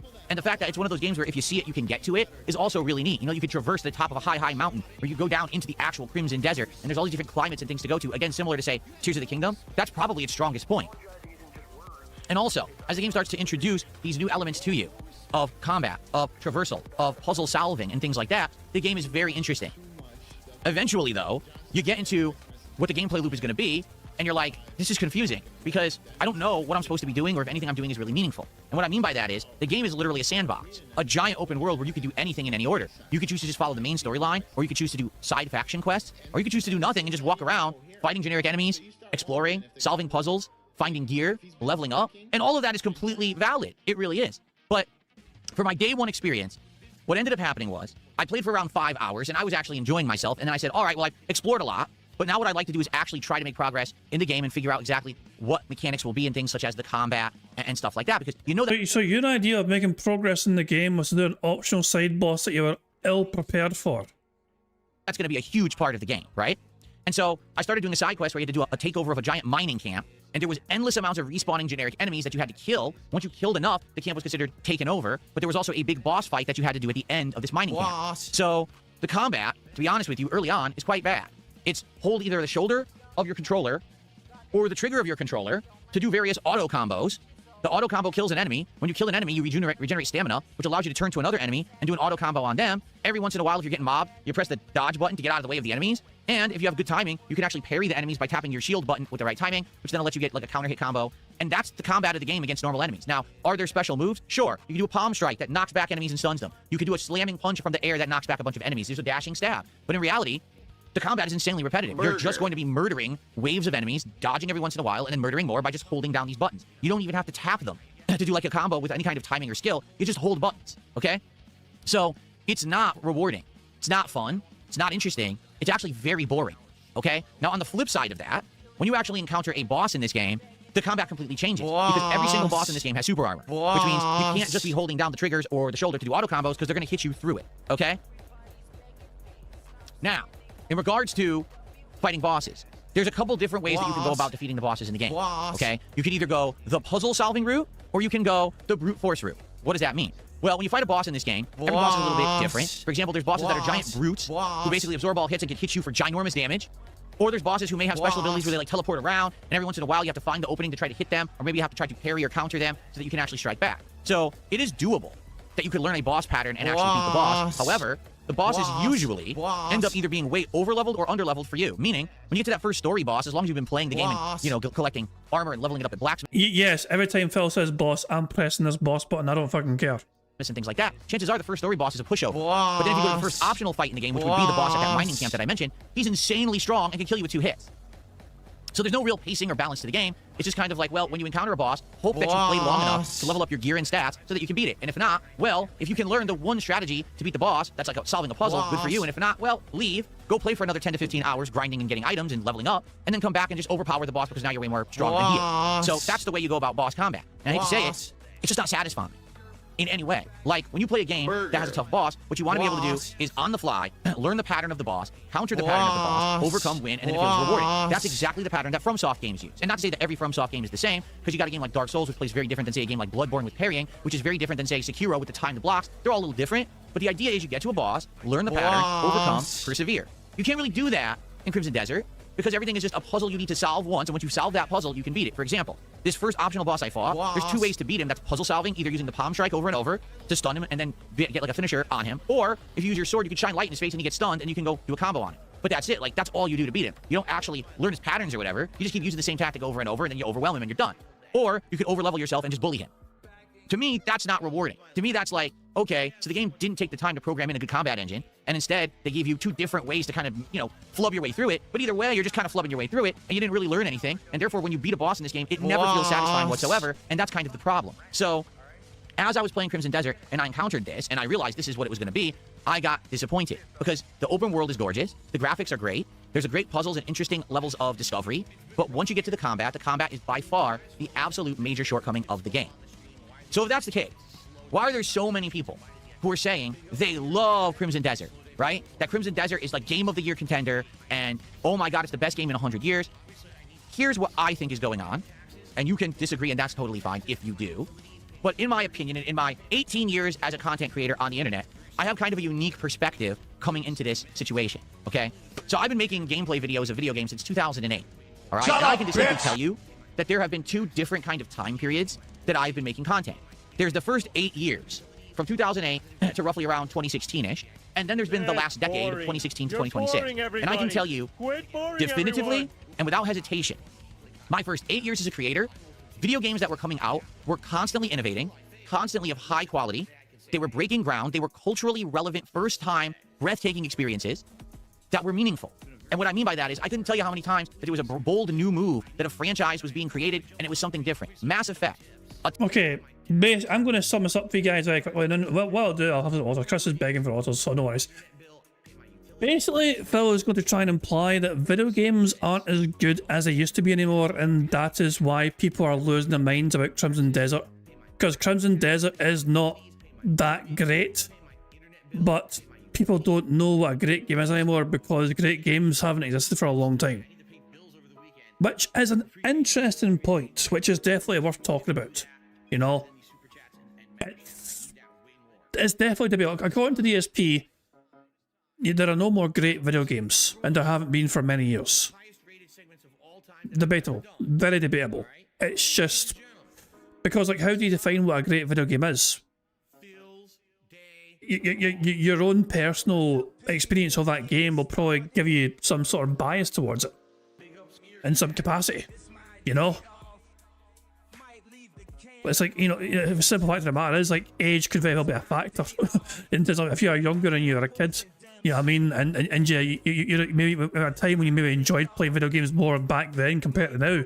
You know what I mean? Why do you think we get so nostalgic? Because a lot of us get nostalgic about older video games. It's because when we were younger, we probably had more joy and passion for playing games because we were younger and we're just dumb, naive kids then, you know? But you know, not necessarily we don't enjoy games today, but when you're younger, though, you enjoy it more. That's the way I feel anyway, about myself personally. But yeah, DSP's point here is that there are no great video games anymore, and people don't know what a good video game is. And that's why they're fucking losing their minds over Crimson Desert, because they think that is meant to be a good video game. That's the point he's going to fucking make here. So, yeah, brace yourselves for that. Attempting to take sci-fi, like almost like Star Trek-esque game lore, and turning it into an action-based RPG with dialogue choices that matter and actually affect the outcome of the game. Uncharted, attempting to actually make a franchise that feels like interactive Indiana Jones, okay? I could keep going. BioShock, right? A first-person shooter that brings in innovative story elements with awesome graphics and gameplay, really unique experiences, okay? And at this era, the first 8 years that I was a creator, it was like hit after hit, banger after banger, and there were big AAA studios that you could always rely on, that when they pumped out a new iteration of a game, whether it was a new IP or a brand new spanking sequel to the game that you loved from a year or two ago, it was always good. You could say, hey, I feel good investing my money in this game because I'm going to get a great experience. But what's happened is times have changed. And after that 8-year, almost like gaming renaissance period, what happened was games started to try to follow formulas in order to print money. And what I mean by that is you got to look at games like Grand Theft Auto Online, you got to look at games like Fortnite, you got to look at games where they became culturally relevant, not necessarily because the games were groundbreaking or great, but simply because everyone was playing them. Does that make sense? GTA Online doesn't really innovate that much. There were already games before GTA Online that did very similar things, and there's tons of games that tried to copy that virtual community social experience after as well. But GTA Online has been the game over the last, at this point, almost 15 years, right? That has been the money printer for Rockstar. People keep going in, playing with their friends, buying the virtual currency, buying the virtual items in the game, spending so much, it single-handedly kept the company afloat for over a decade. And everyone else wanted to be a piece of that pie. They wanted to get that taste of the money train, okay? Take a look at Fortnite, a game that wasn't even supposed to be a Battle Royale game. It was supposed to be a tower defense zombie game. So, GTA on the fact... Okay. This is such a strange take. Oh. This is such a bizarre fucking take from Phil. Thank you to Ayn Jr. for the $5 super chat. It says, this is a classic boomer behaviour. You pick out the MVPs and say, oh, they were all that good. Nah, there are lots of shitty games back then too. Exactly. One of the worst games ever was meant to be E.T. on the Atari earlier, wasn't it? That was meant to be one of the worst games ever made. But that was a golden oldie game. You know? But yeah, I mean, like, it's... You're basically fucking looking into the past with rose-tinted glasses, Phil, you know? GTA Online... I don't think anyone expected GTA Online to fucking be as massive as it was. And it wasn't the first time that Rockstar obviously tried to fucking incorporate online gameplay in GTA. I mean, GTA 4 had an online mode, you know? But it was not usually, like... It's more about just fucking like different events, you know. There was races in GTA 4 and there was like fucking like death matches as well in GTA 4, but the whole open world Roman sort of thing, you could kind of do it as well to a certain degree, but it never, GTA 4 Online never really took off in massive popularity for reasons, who knows why, you know what I mean? Like, I mean, it was there was some stuff done with it, but it wasn't that much stuff done with it, you know. So even though it was there in GTA 4 as well, it never really took off, and not even close to fucking like how GTA 5 did. And it's just, it was just the former just worked. You know what I mean? Like the world's already there, crafted. People fucking really enjoyed the fucking game, the experience. You know what I mean? And the fact that people had the freedom to fucking just Rockstar. I mean, it's like, does it suck?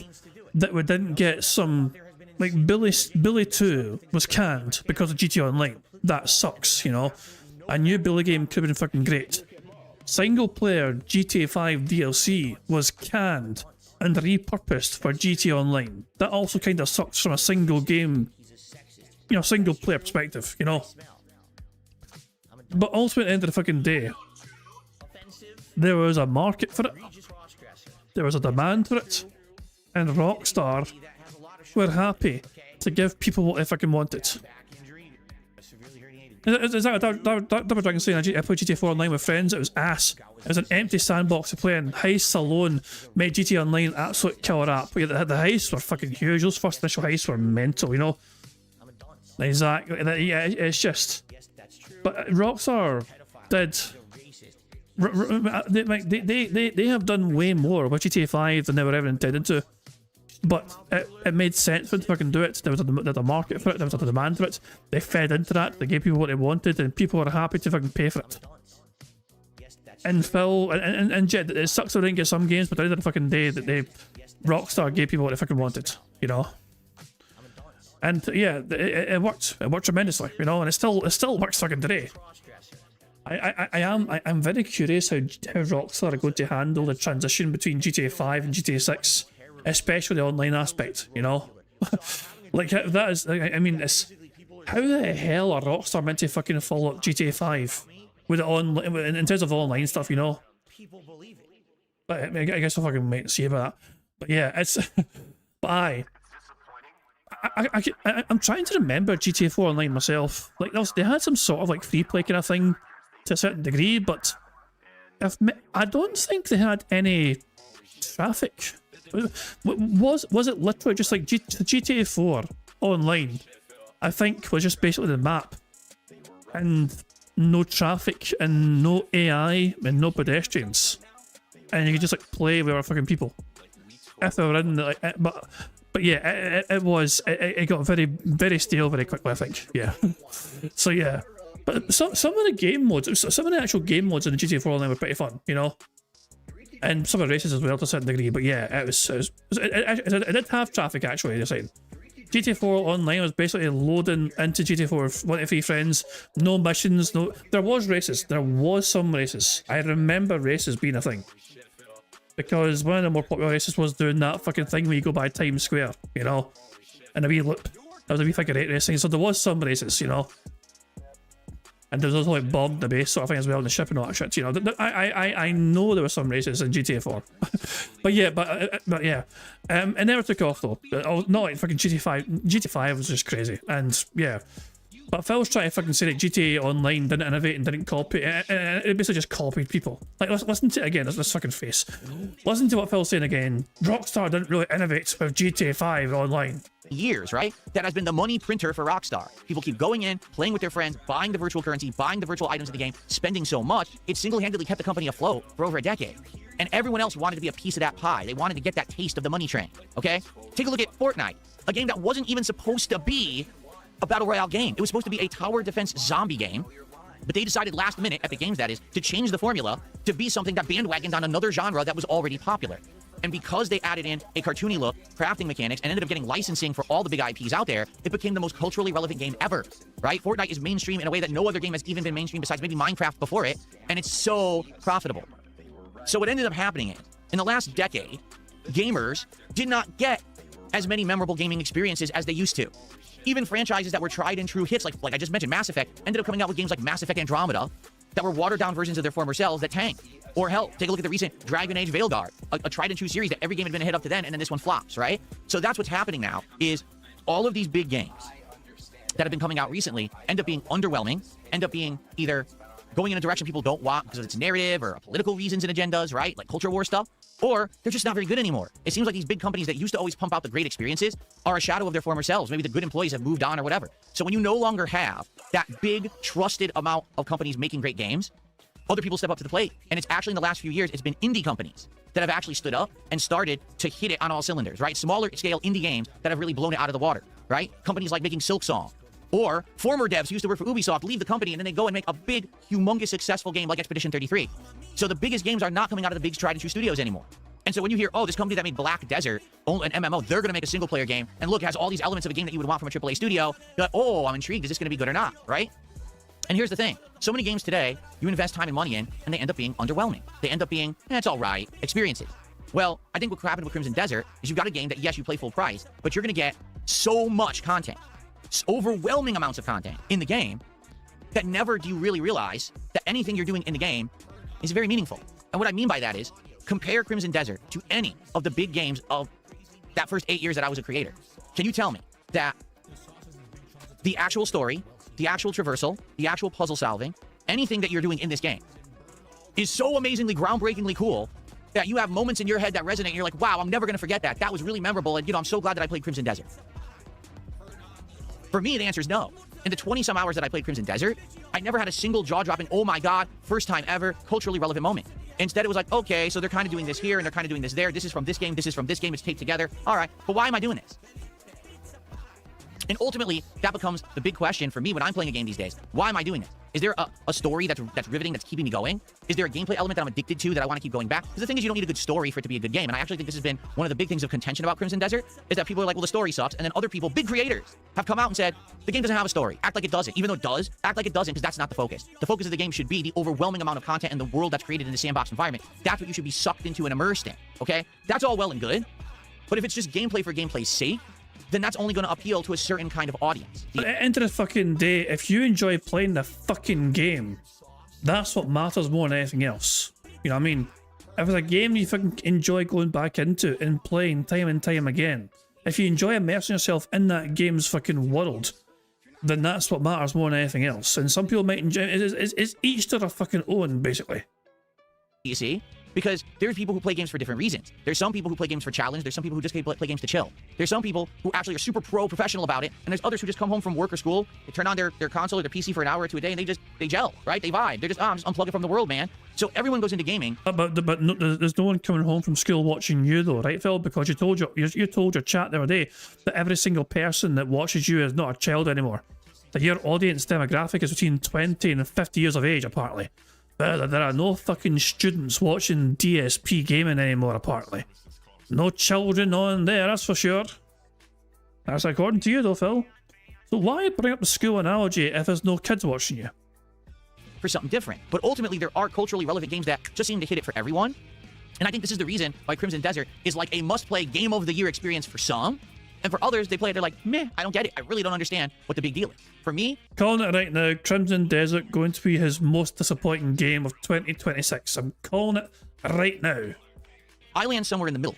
And the reason I say that is, there's times when I'm playing Crimson Desert and I'm exploring and wow, look at this amazing vista that I'm standing on. You can see the view of the world and all these towers out in the distance. And I'm up here solving puzzles and stuff, and it looks really cool and it feels awesome. And then there's other times when I'm forced to go into a camp and kill repetitive enemies, and there's a boss that's just a stupid slog of a boss, and I'm bored to fucking tears. So for me, it's that mixed bag kind of a feeling. I don't really detest and hate the game at all times, but I'm also not in love with it either. I can understand why some people like it, but I just don't get why people are hyping the game the way they are. All right? So the best way that I can describe it, and I know some people are going to disagree with me here, and I know that some people are actually going to be frustrated, but that's okay. We can agree to disagree. All right? I respect your opinion if you like Crimson Desert, but now please listen up to mine. All right? When I play a game... You don't respect their... You know, people are fucking telling you their opinions, and you're fucking having a go at them for having that opinion. You're demanding people fucking explain to you how you're fucking playing things like wrong. Like, people are bored watching you fucking play the game. That's a direct criticism right there. They were bored watching you play the game. And you couldn't handle that feedback. You couldn't handle that criticism. You demanded further fucking elaboration. Like you being a boring bastard wasn't enough of a fucking explanation for you. Respect your opinion if you like Crimson Desert, but now please listen up to mine. All right?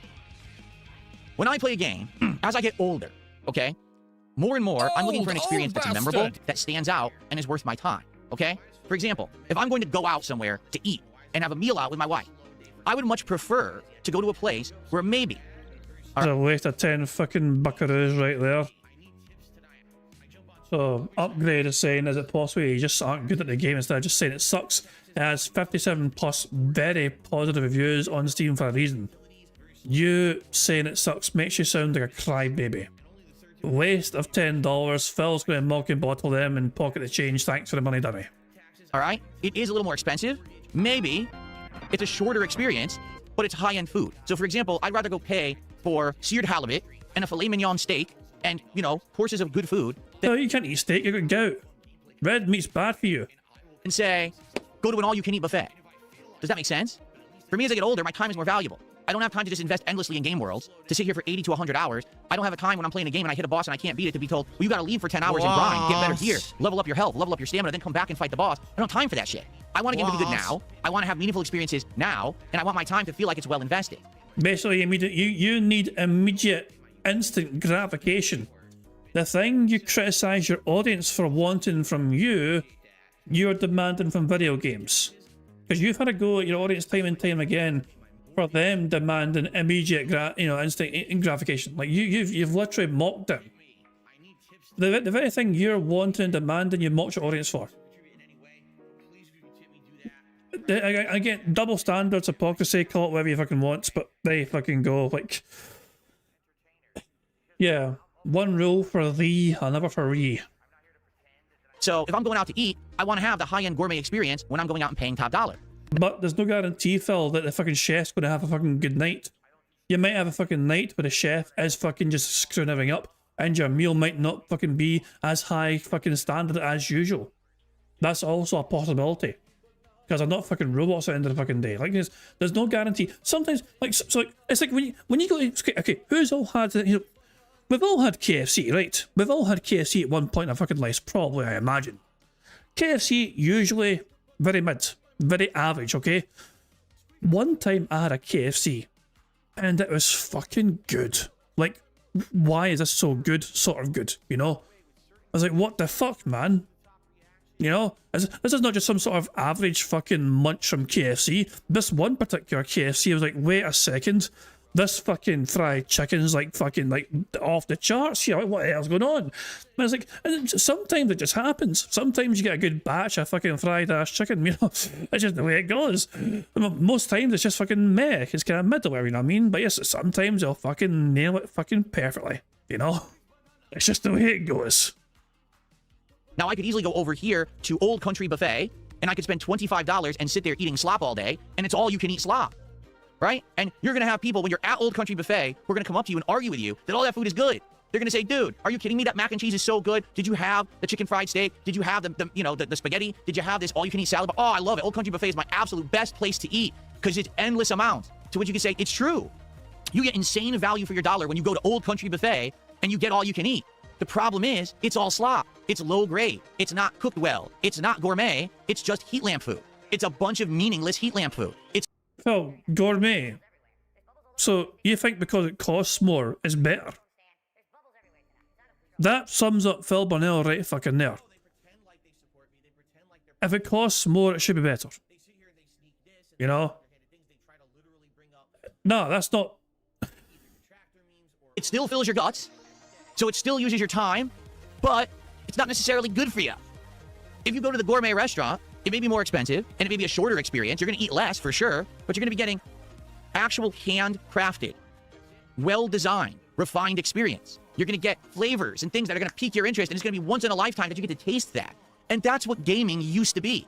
When you went and you bought a big AAA game that was $60, you were getting a handcrafted, high-end, top-of-the-line gaming experience. Something that was meant to be relevant, that you would remember forever in your mind as a gaming memory that would stay with you. A game that you would then later on compare other games to and say, did it live up to this previous game that I've played? The problem is there's so few of those gaming experiences in the modern day, people forgot what good games are. For so many people, a good game is simply a game with a lot of content. Oh, I spent $70 on Crimson Desert, and I can spend 200 hours in this gaming world. Okay, what's your favorite point of the story?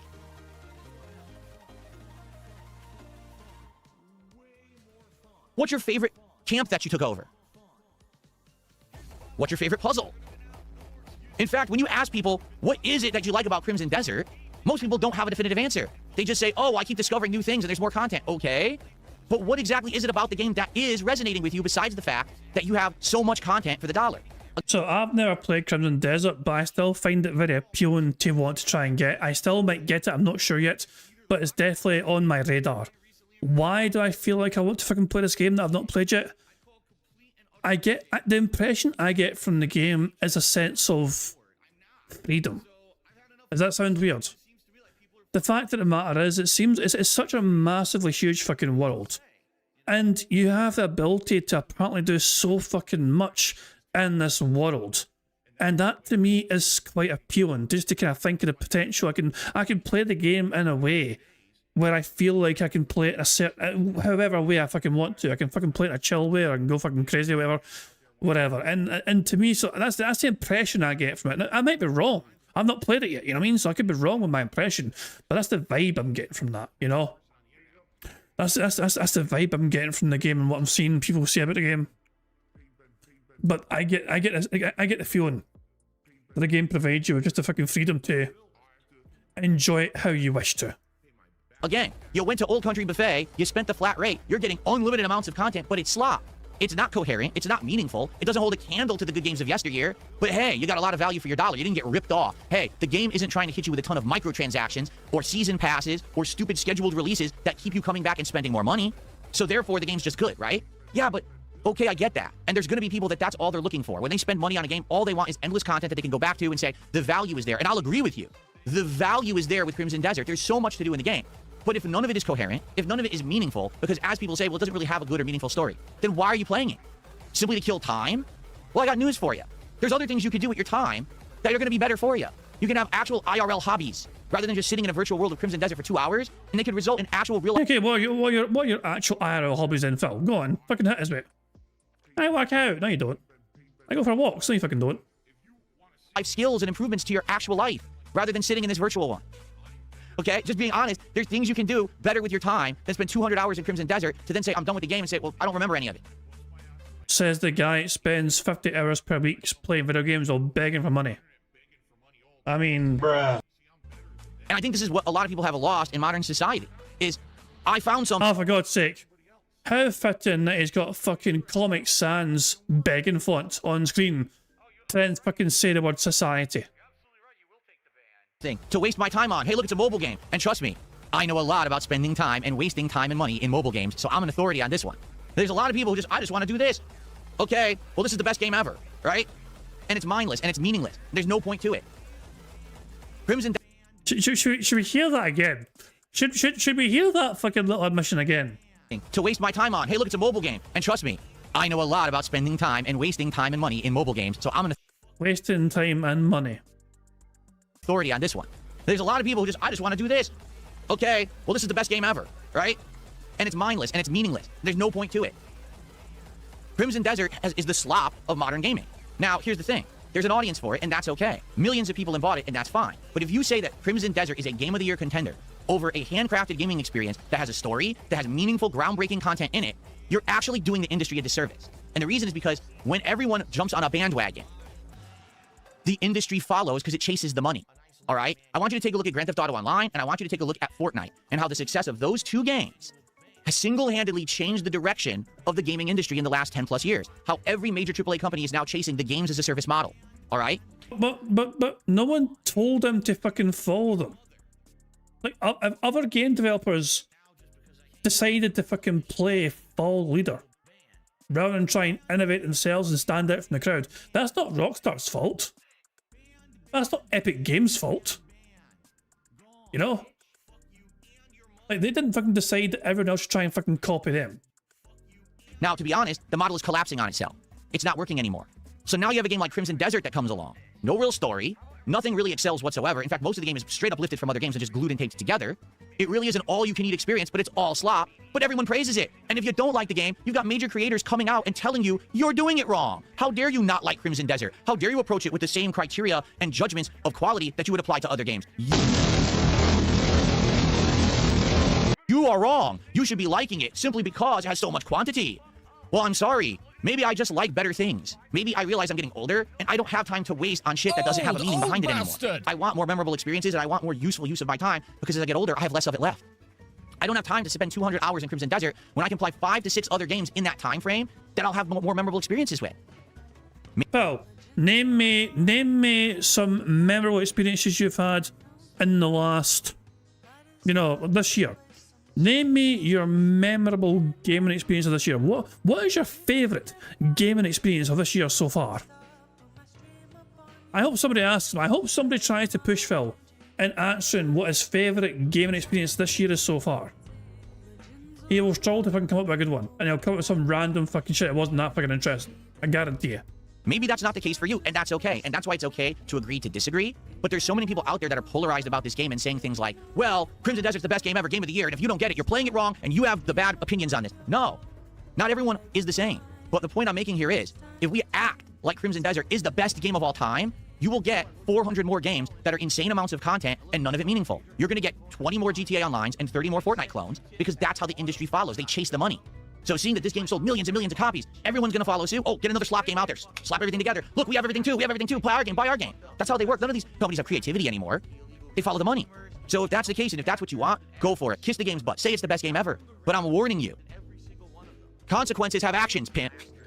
If you say Crimson Desert is so good, you have to understand that's going to actually change the industry opinion on what's funny. Good in a game. I'm sorry, but for 8 years, I had these groundbreaking games all the time that I loved. And now for the last 10, they all kind of went away. Well, I don't want the industry to change for the worse because we all want to keep eating at Old Country Buffet rather than eating a 5-star Michelin star gourmet meal over here that's a life-changing experience. And for the record, it's for the same price tag.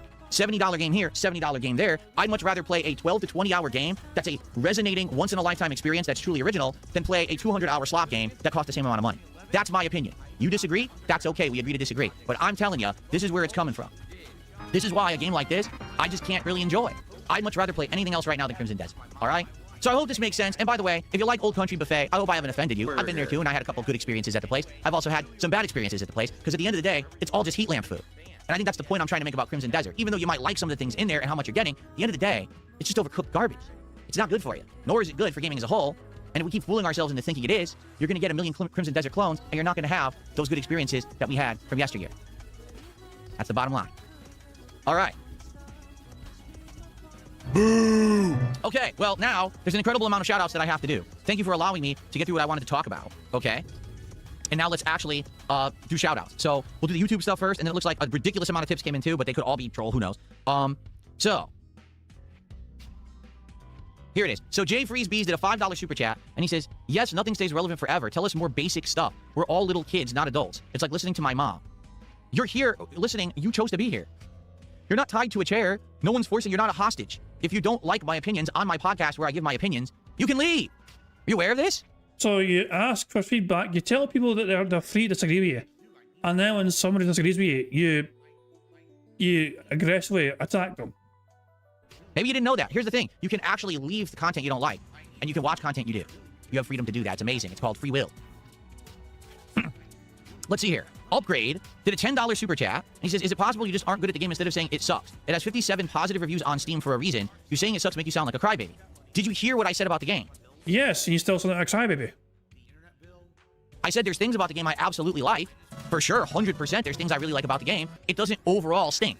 But if one of the core gameplay elements, the combat, is very, very generic, isn't nearly as good as the combat of most games that I play. I mean, there's games I played over a decade ago, like Shadow of Mordor, okay? The combat of that game is far better than this game, okay?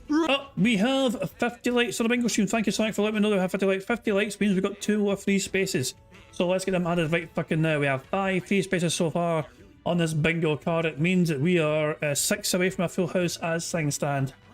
And of course, to celebrate getting another free space, in fact, another 2 free spaces, we guys liking the stream, we get to celebrate with some fucking bubbles.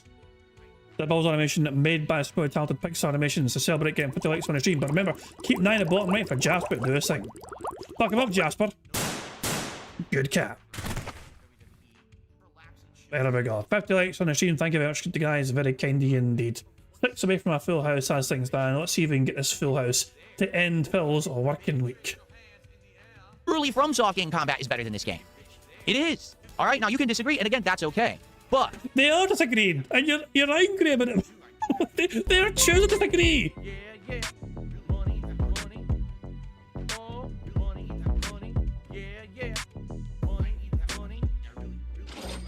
Meth Bear tipped £5. He used to complain about 5-star Michelin meals with too many courses that couldn't be savoured. That's true. Now he wants Michelin meals to stuff his face instead of slop. I recommend rope. You're actually right. Phil used to actually complain about that. Yeah, it's like, yeah, I completely forgot about that, yeah. But you're right, and thank you very much. That's a free space, courtesy of Meth Bear. Meth Bear's £5 tip means you get a free space. But Phil absolutely did used to fucking complain about those fucking high-end gourmet dining experiences before. because there's too many fucking courses, not shit, you know? Like, Phil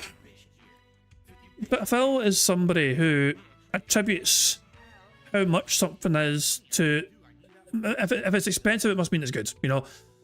The words value for money mean absolutely nothing to Phil Burnell. Value for money is like, it doesn't mean a goddamn fucking thing, you know? Like, Phil is not going to be the kind of guy who's going to fucking look for fucking, like, vouchers to fucking save on fucking potential deals or things, you know what I mean? Because apparently it's a fucking poor person thing to fucking do, you know? He believes if you're going to spend this money, it's going to fucking be worth it, you know? That's why he's fucking got an editor right now that he's fucking overpaying right now to fucking make his edited content. He could easily get somebody for, like, fucking very cheap on Fiverr or something to edit his crap for him in a very simple, basic fucking way. But instead he's paying, like, fucking... I mean, Phil hasn't given a fuck. We know Phil's paying far more than $10 per fucking video to this editor. Because Phil made $10 on a fucking video, and Phil said it was nowhere near enough to cover the cost of fucking the cost it made that went into fucking hiring somebody for it. You know? And yeah, so yeah, exactly. And Phil would rather fucking have his own fucking gym equipment at home than fucking just get a membership and go somewhere for fucking just to work out, you know? He's not going to spend like 20 quid a minute for that. Ah, hell. But yeah, Phil, he doesn't understand. Like, Phil doesn't appreciate and respect and value the dollar, effectively, you know what I mean? Like, he complains about spending too much fucking money on a DSP tries it, and at the same fucking time he'll ask for 3 times as much from his audience per day. Just to fucking fund his unsustainable fucking lifestyle, you know? He has no appreciation or respect for fucking money and how far it can go these days. Because he's so fucking isolated and separated from fucking the real world.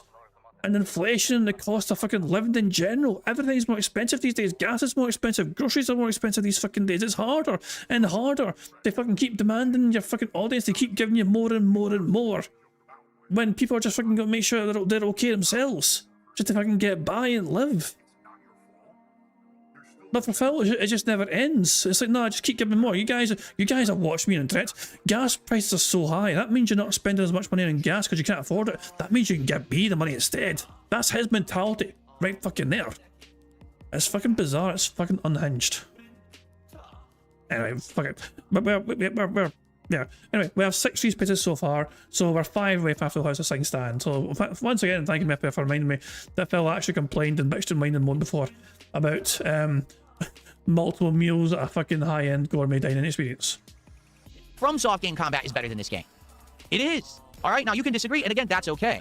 But for you to discount my opinion because you disagree without justification means that your opinion is invalid. You have to justify what you're saying. And every time that I ask people, what is it about the combat of Crimson Desert that's so good, I don't get any answers. I get crickets. I say, nothing. Instead, I hear, oh, just get good. Get good without explaining what I'm missing is invalid.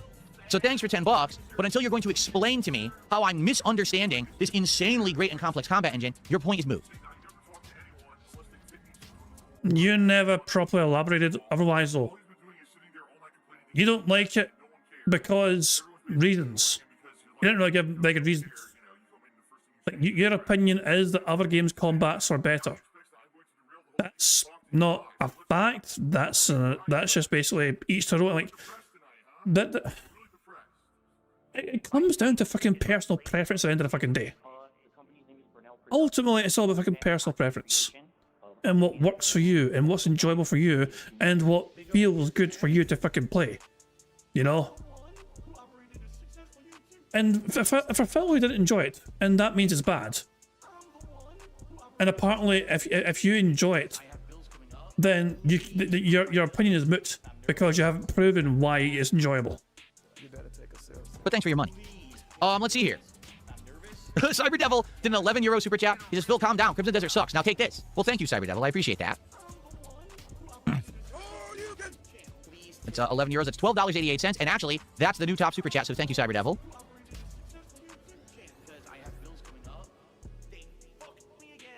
Okay.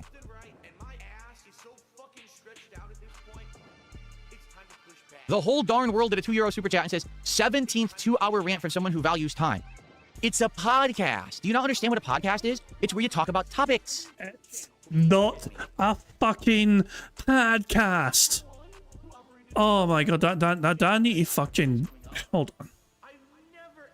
The definition of a podcast, okay? A podcast is an episodic series of digital, audio, or video files, often conversational or educational, that users can subscribe to, download, or stream on demand via the internet. Primarily consumed on mobile devices or computers, they are distributed via RSS feeds, allowing automatic updates for new episodes. It is not a podcast what you do, Philly boy. Oh, for God's sake. I mean, I'm tempted to. I mean, ask Grok. Ask Grok. Is Phil's level 1 podcast a podcast, or is it not a podcast? Feel up as an angry Texan right now. Aren't Texans always angry? Because it's so darn hot and humid down there. You know. There you go. Fuck it. The bad man's being insufferable today. Yes, a lot of people value this time. You want to know how I know? Because I have more attendance right now on this podcast than I've had of any game I played this week. And by the way, people are supporting and contributing to it. That is not really much of a flex when it's only 300 fucking people watching you right now. So it is meaningful use of time. Maybe not to you. That's your opinion. You're entitled to it. If you don't think it's meaningful use of time, then leave. You don't have to be here. Okay, continuing on. Caterade did a $5 super chat and says, don't forget when Hollow Knight came out, everyone decided to make a Metroidvania. Elden Ring comes out, every dev wants to make a Souls-like. Exactly right. They all chase trends. And I'm not saying that there is no value in a game like Crimson Desert. There is. The value is quantity over quality.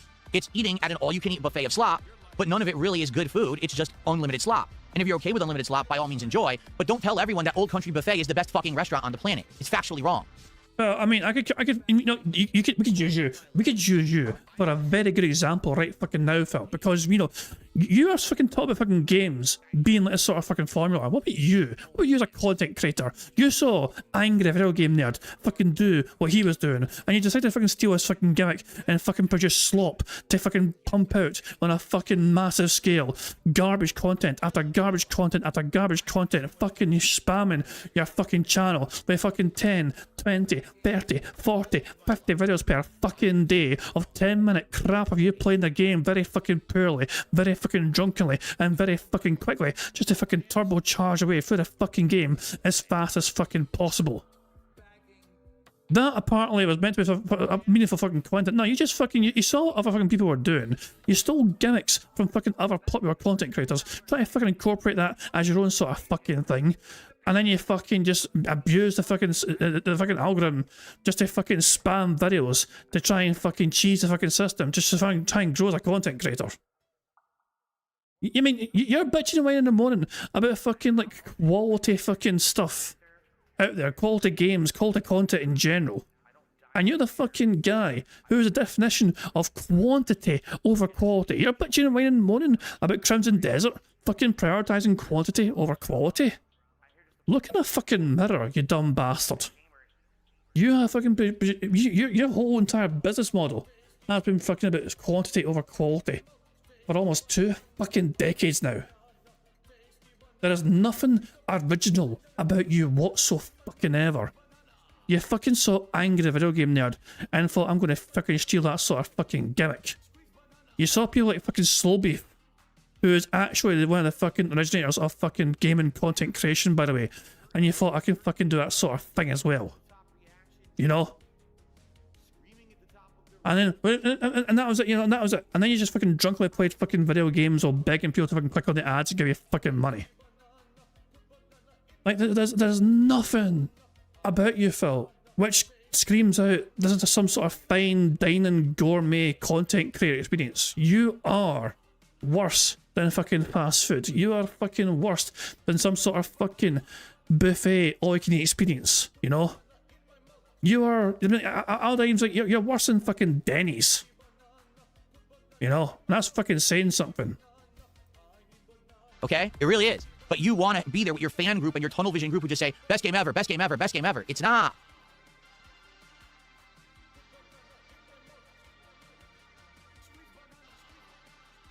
Someone tipped $2 that says, doing whatever you want, roaming around, leveling up, getting new gear sounds like an MMO to me. Funny thing is, the game would be better if it was just an MMO. Imagine working together to take down these bosses with friends. Crimson Desert is the world's loneliest MMO. Well, there you go. Thank you for $2. And again, it absolutely shows, as you play the game, you know that these people made an MMO. I mean, that could be a good point. You know, that it is such a huge world, and the fact that you can't share it with friends as a single player experience, that is a good potential critique where there's a lack of ability to have some cooperative experiences in the game, you know. But that's to me, that's something that would definitely be a downside to the game, for sure. Like, literally, all the pieces of the game are taken from an MMO and just taped together. They really are. Eva Cowboy fan tipped a buck and says, I couldn't agree more. I feel like it's harder to find good quality games nowadays compared to back then. Dead Rising up to 3 was really good. Nowadays, games seem to focus more on money than quality. Thank you, Eva. Look who's fucking talking. Remind you of anyone? Who else do we know that focuses on money over fucking quality? Let me think for a second or two. Cowboy fan.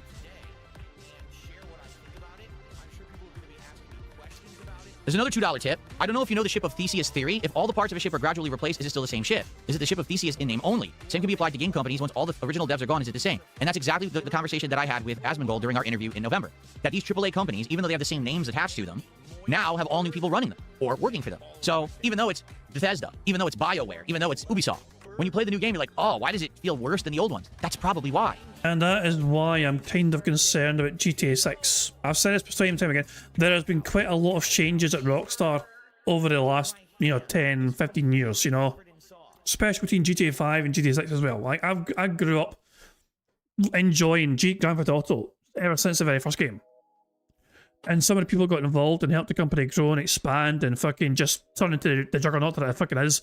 A lot of those people are now gone for one reason or another. And so is GTA 6 going to have the same spirit of the game that makes it so fucking enjoyable as a gaming experience? Or is it just not going to feel that is it going to lose some of its charm and some of its fucking magic, you know?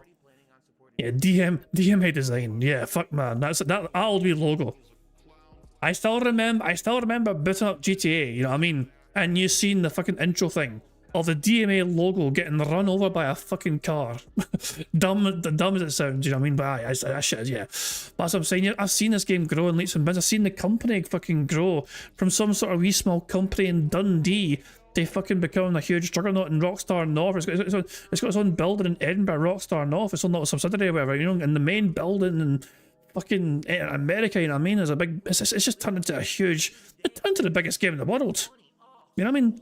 It feels daft, I know, it feels fucking daft to say it, you know what I mean? But I do feel a sense of pride, some daft wee small Scottish pride to know that Grand Theft Auto was born in Scotland, you know?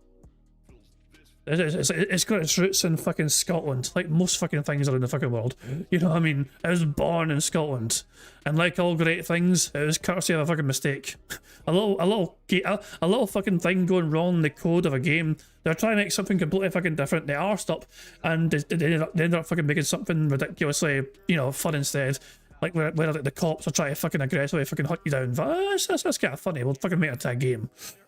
And fast forward to current day. And Phil Bonnell's blaming Rockstar for fucking killing the video game industry. I mean, the former Ubisoft devs left Ubisoft and went and made Expedition 33. So there's where the talent went. And everyone else left behind makes the slop that you get today.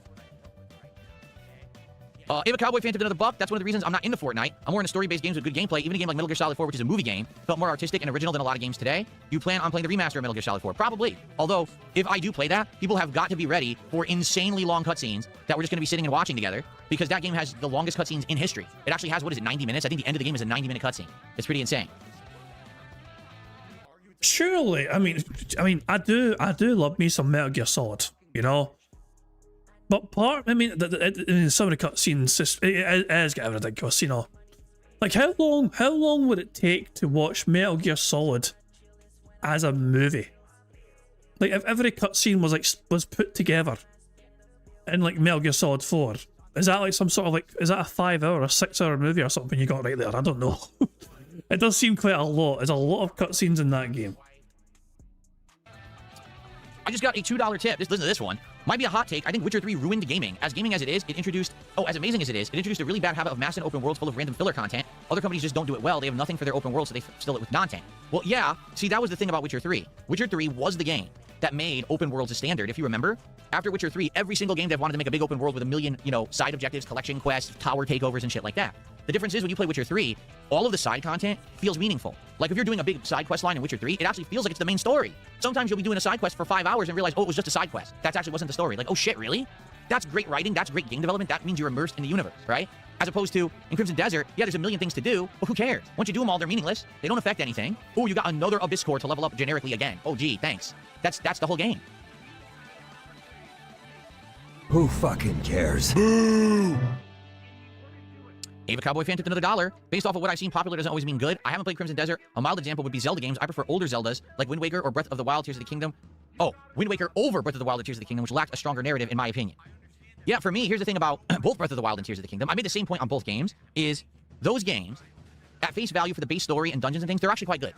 They are. And I really liked it, especially Breath of the Wild, how you could just look out in the world and you could see this thing going on. Remember there's a giant monster sitting on the volcano? That's a freaking dungeon that you're actually going to go in later. That's pretty dope, right? But those games are full of bloat. Don't say dope, you fucking boomer. They are. There's a ton of stuff in them that you never have to do, and they have no purpose. For example, I distinctly remember in Tears of the Kingdom, there were giant bosses just outside. Remember the giant dragon with multiple heads sitting on a bridge? And I could see it from afar, and I'm like, oh god, I might eventually fight that. That looks interesting. You never do. It's just there. For what reason? Now, eventually, if you fight it, I'm sure you could probably get an upgrade or something. Who cares? You don't need it. It's not needed for the game.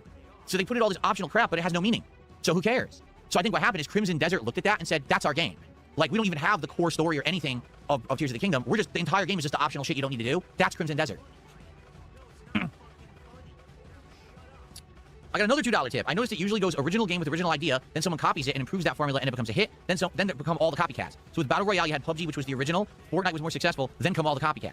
But Battle Royale is pretty unique because Battle Royale found incredible levels of success as a PC exclusive genre for a long time, right? It didn't start with DayZ. I want to say it all started with like DayZ, and then it turned into, because it wasn't Battle Royale, DayZ's more survival, right? And then there was the mods of games, and then there was PUBG. And what was the other one? Because I played the other one too when it hit consoles. I can't remember what it was, but there was another one too. So there's like 3 or 4 of these that all became very prominent, but they were all PC exclusive for a long time, like 5 years, right? And then all of a sudden, the money, right, started likely to dry up on PC only, and they said, we got to start, is it Arma? Is that what it was, Arma? Okay. They said, we got to start finding a way to milk this formula further. So now all of a sudden, PUBG gets ported to Xbox One, and they start advertising it heavily. Even though the game plays like utter shit on Xbox One, they got to push it because this is their, expose it to a bigger crowd, right? And then you have a company like Epic Games that's going to come out with this game Fortnite that's about surviving a Fortnite against a zombie invasion and a tower defense. And they're looking all around them at the climate, and they're like, dude, we got to jump on this bandwagon, and we have an exclusive opportunity because we're going to make our game cross-platform. It's going to be PC, but also on these other things as well. And they bit right at the right time. Boom. And they became the culturally relevant one. While all those other games were very popular exclusively on PC, it was Fortnite that became the cross-platform success that hooked kids, and boom, now everyone wants to be Fortnite. You're right. That's how it happened. I got another $2 tip. I think the current trend in Soulsborne games, or is Soulsborne games, I remember being really overwhelmed by the bombardment of Soulsborne clones at Summer Game Fest 2025. It was just so constant. The next trend is Metroidvania. Trust me on that one. Well, we had Hollow Knight, and we had Metroidvanias, and then it died down, and now we have Silksong. So now with the success of Silksong, you may see everyone jumping on that. I'm also curious about this one. What about Expedition 33, right? Because I don't think anyone really saw that one coming as the hit it was going to be. And now that it's such a ginormous success, I wonder if you're going to see tons of gameplay studios coming out with turn-based RPGs. I mean, that would be insane. If we just get bombarded with turn-based RPGs now, and I'm not just talking from like Japan, because Japan always makes turn-based RPGs, but I'm talking like all different like styles of turn-based RPGs. That would be insane, but we haven't heard about many or any, right? It was actually a rarity when we heard about Expedition 33. What? They're making a turn-based RPG, and it's not like anime-ish, and it doesn't have that Japanese flair. It's more like European. It was very interesting. So I wonder if we're going to see variations on that now. Who fucking cares? Yeah, Western RPGs rather than Japanese RPGs. But they're not action-based, they're turn-based. I got another $2 tip. Other innovators from that era, Quantic Dream games with cinematic games, Telltale in the episodic formula, Arkham games and the free-flowing combat of them, Infamous in the open world environment, Infamous and Prototype doing open worlds better than most modern games do open world right now. Yeah, you're right. Like, it's crazy because I think back to when Infamous 1 and 2 came out, and again, it was like when these companies came out with these games, you knew that they were going to be bangers, right? They're going to be ginormous hits. They are going to resonate with a wide audience. They're going to be worth your money. Tons of gameplay, great story, great graphics, innovative, unique, memorable experiences. I would much rather play either Infamous than Crimson Desert. I would rather go back and play Shadow of Mordor than Crimson Desert. You know what I'm saying? Like, the games from that first 8 years I was a creator are like exponentially better than the new games we're getting today that everyone is saying are game of the year. It kills me. Stuart, how are you? 20 months as a member. He says roguelikes are the current trend. It's one of the trends. It kills you But that's because you depend and rely on video games to fucking provide the entertainment for your audience because you're not able to entertain your audience. This is why it bothers you so much, Phil. You're not necessarily concerned because you're a passionate fucking gamer. You're concerned because the video games fucking do all the heavy fucking legwork for you as a content creator. That is why it bothers you so fucking much. That is why it annoys you so much. You're not looking at this from a fucking gamer's perspective. You're looking at this from a sort of content creator's perspective. Because you fucking need the games to fucking entertain your audience. Because of your inability to be entertaining in any sort of fucking way. Apart from us fucking pointing and laughing at you, crashing out about fucking getting things like low support or getting your arse kicked in a fucking fighting game that you claim to fucking be an expert at.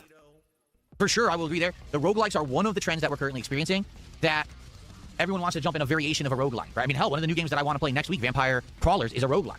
So I hear you. But so far, this has not been Q&A because he's been reading out contributions and addressing them. We might be getting Q&A now here. We might finally be on Q&A here. We need to wait and see if he does so. But that was his last contribution. Everything so far, he's been reading like tips and all that shit and super chats and addressing the questions on them. It wasn't Q&A, it was just him addressing the contributions. No, Crimson Desert is not coming back. We're done. Like, last night, it failed at every level. Okay, and now he's answering chat for random questions. That's Q&A, in my opinion. 5 in a row. That's concerning. That is yeah. This is now basically Q&A. Okay, seriously, it failed at every level. So the game was boring as shit, repetitive, just a chore, not fun to play. The audience was completely disengaged, bored with the game. They were screaming at me, "Stop playing it! It's awful." The support was abysmal. I mean, it was like $30 after an hour. To hell with that game.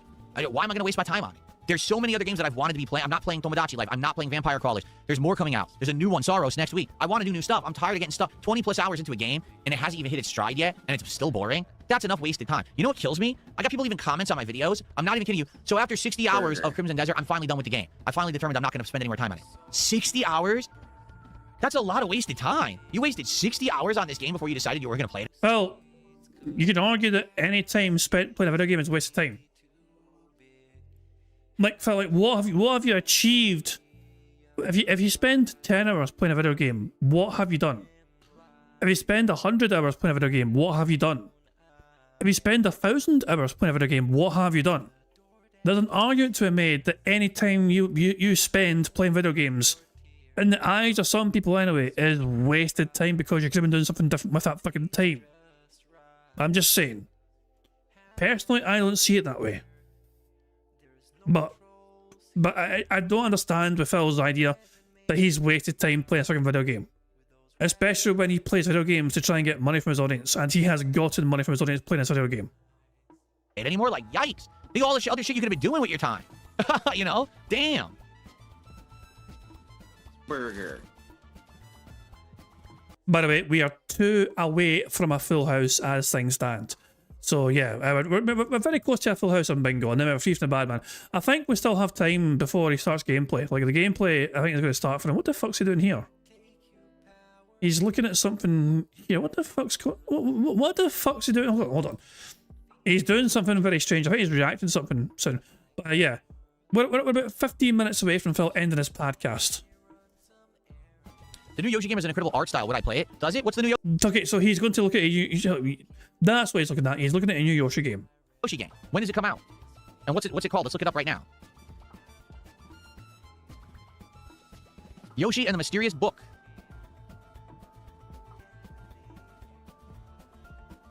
Releases in May. Yoshi and the Mysterious Book. Here it is. Discover a world of quirky creatures. Play as Yoshi and help a mysterious talking book named Mr. E. Remember the creatures living within his pages. And there's a video.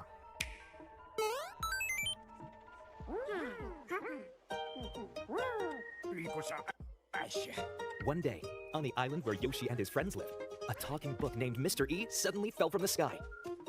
Inside the book, fuck up, you cunt! Thank you very much, Sideways Welshman, for the £5 super chat. It says 3 years from this madness. Hold on 2 seconds. That's all. Well, hold on. That's our 4th super chat at the stream. Okay, we are very close to some free spaces. To be fair, you know what I mean. I will summarise. If Phil begs for our minutes, we get a free space, for example. For that regard, for the beg counter. If we get 1 more super chat, we get a free space. If we get £2 more in tips as well, we get a free space as well as that. But yeah, but I've had 4 super chats so far, so 1 more super chat of any level would get a free space for that as well. So there we go. And 4 more members, either new or new, to get a membership as well. So there we go. Anyway, I'm surprised. Is Phil going to complain about the fucking narration of this fucking game trailer? Remember he complained with our video game where it's like, oh, the fucking women reading out the fucking the game trailer voice makes you sound like some sort of fucking baby, you know? And now this is clearly aimed towards children. Will Phil argue and complain about the fucking narrator being very child friendly with a very PG, not even PG, it's fucking family friendly sort of easygoing talking. A talking book named Mr. E suddenly fell from the sky. Inside the book are lots of rather interesting creatures. Let's take a look at this one, which doesn't have a name yet.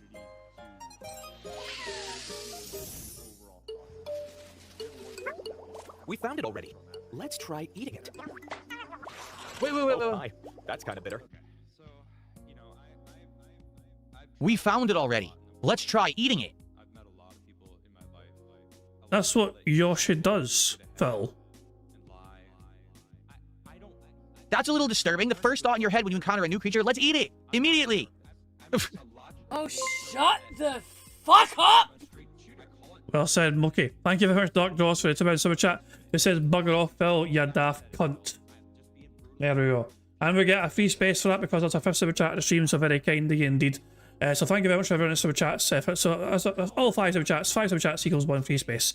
So yeah, we are almost free from the bad man. We have 1 more to go, 1 more square to tick off, and that'll be us free from the bad man. We need time to either.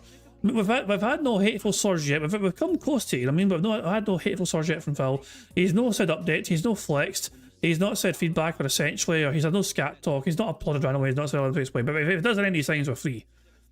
So yeah, we're very close. We're 1 away from freedom. It looks like a storybook. It looks like a hand-drawn children's storybook, right? Any new discoveries you make are shown on screen. Bitter, soapy, sudsy taste. This creature spits foamy bubbles from its mouth. Look, we can enter the bubble. It pops after a while. We can also carry the creature on our back. Walk like this and whoa, so many bubbles. Oh, we can even jump from bubble to bubble to reach this ledge. It's probably just as well that the game explained that to Phil, because I don't think he would have worked that out. It's pretty innovative. You know what this kind of reminds me of? Sonic Colors. Everyone remember that game from a long time ago? Where you would find the different little creatures, they were aliens, and each alien gave you a different ability. Like one was a drill, you could drill through walls. One was like electricity, we could zip around. So it seems like each creature that you eat will then give you an ability that you can use to traverse the platforming environment. Interesting. Is that an apple tree? Yum! It changed color. And the bubbles are even bigger. What's wrong with this video? Wow, Nintendo video quality is shit, because this isn't YouTube, this is like their own embedded player. Wow, it looks terrible, pixelated like shit. Wonder what happens with other foods. Oh my god, it's getting worse. It's getting even worse. Turned pink. And Nintendo, I'd like to learn about your game, but I can't see your video. You know, what happened here? Did you buy some bandwidth for your website? Holy shit. Here we go. The bubbles are shaped like hearts. Wow. By researching creatures, he's covered in poo, and making discoveries. Scat talk. We've won. We've won. We've won. That is. I had a feeling. As soon as I saw it, I thought, okay, scat talk. We've won bingo. 1, 2, 3, 4, 5, 6, and 7. Full house. Oh boy, how exciting. Anyway. Such a mature content creator. Scat talk for the win. There you fucking go. Jesus Christ, man. Get us the fuck away from that. Jesus Christ. So we're victorious in bingo. Let's go to live DSP. We'll mute him, of course, and see how the bad man's doing, shall we? He's on $148 so far. It's almost a good day. He's $2 away from it being a very good day for him. Although having said that, it is a shorter streaming week, so he's going to fucking maybe hope for an even better day than just good, you know? Hint, hint. Anyway, fuck that fucking idiot. It's okay, we're free from the bad man, we're free from fucking having to fucking endure him anymore. Good stuff indeed. I have to add some marbles though. There are some marbles for me to add before we start playing some marbles. So while I get all that sorted and set up, I'm actually going to have to, show you guys the Scottish otters while I get it all set up. So I will be right back. In the meantime, enjoy some Scottish otters, otherwise known as Scotters. We'll be back with marbles very soon.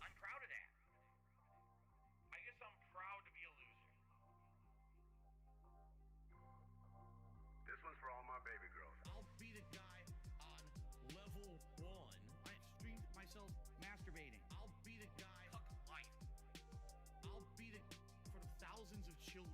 I'll be the guy on level 1. You're still on mission 1. I'll be the guy on level 1. Level 1. Married happily, paycheck to paycheck happily, meaningful relationship, meaningful life with a family. And now, by the way, I have to raise money to pay 2 big bills next week. All my utilities are due next week. Tomorrow, if I stop streaming, I would not be able to get a job. So it would be the end of my life. But outside of that, everything else is good in my life. You know what I mean? So I'll be the guy on level 1. I streamed myself masturbating. I'll be the guy. Life. I'll be the for the thousands of children. I'll be the guy on level 1. You're still on mission 1. I'll be the guy. I'll be the thousands of children. When your life is all positive instead of negative, it's a much better situation. Big ups to your head, and I can tell you that from personal experience. Look at my life now. I have a beautiful wife. I have a beautiful life with a family, right? Everything here is so much better than what I had before. Why? Because I'm a positive person.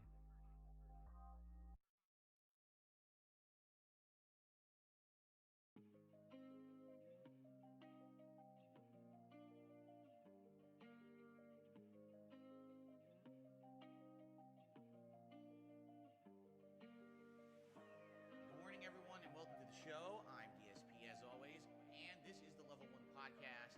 We're busy having fun down here on Level 1. Death and taxes, microtransactions. My grind is slow, like water, but my flow, like molasses. Still swaying on that axis. Staring at the past through these rose-tinted glasses. 15 years, man, singing the same song. I did everything correct. I did nothing wrong. It's been tough finding the strength to carry on. I'll never be like Justin Wong. The drama, the bullshit, my trolls, my haters. I'm laying down the law, and I'm putting my foot down. I'm done with it. I'm fucking done with it. The drama, the bullshit, I'm done with it. My trolls, my haters, I'm done with it. I'm just gonna live my life and have fun with it. I'm done with it. I'm fucking done with it. I'm tired of looking like dirt. Put on a crispy shirt. Take some pride in my work. Stop being a jerk.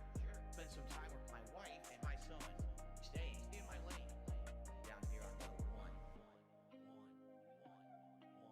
The truth of the matter is, I just want to have fun. I got some baked beans and a hot dog in my bun, basking in the glow of this digital summer sun. Babe, as soon as I met you, I knew you were the one. You're like a bright ray of light on my rainy day fun. So please tip me, because super chats don't help until the end of the month. Okay? The drama, the bullshit, my trolls, my haters. I'm laying down the law, and I'm putting my foot down. I'm done with it. I'm fucking done with it. The drama, the bullshit, I'm done with it. My trolls, my haters, I'm done with it. I'm just gonna live my life and have fun with it. I'm done with it. I'm fucking done with it. I'm tired of looking like dirt. Put on a crispy shirt. Take some pride in my work. Stop being a jerk. Spend some time with my wife and my son. Stay in my lane. Down here on level 1.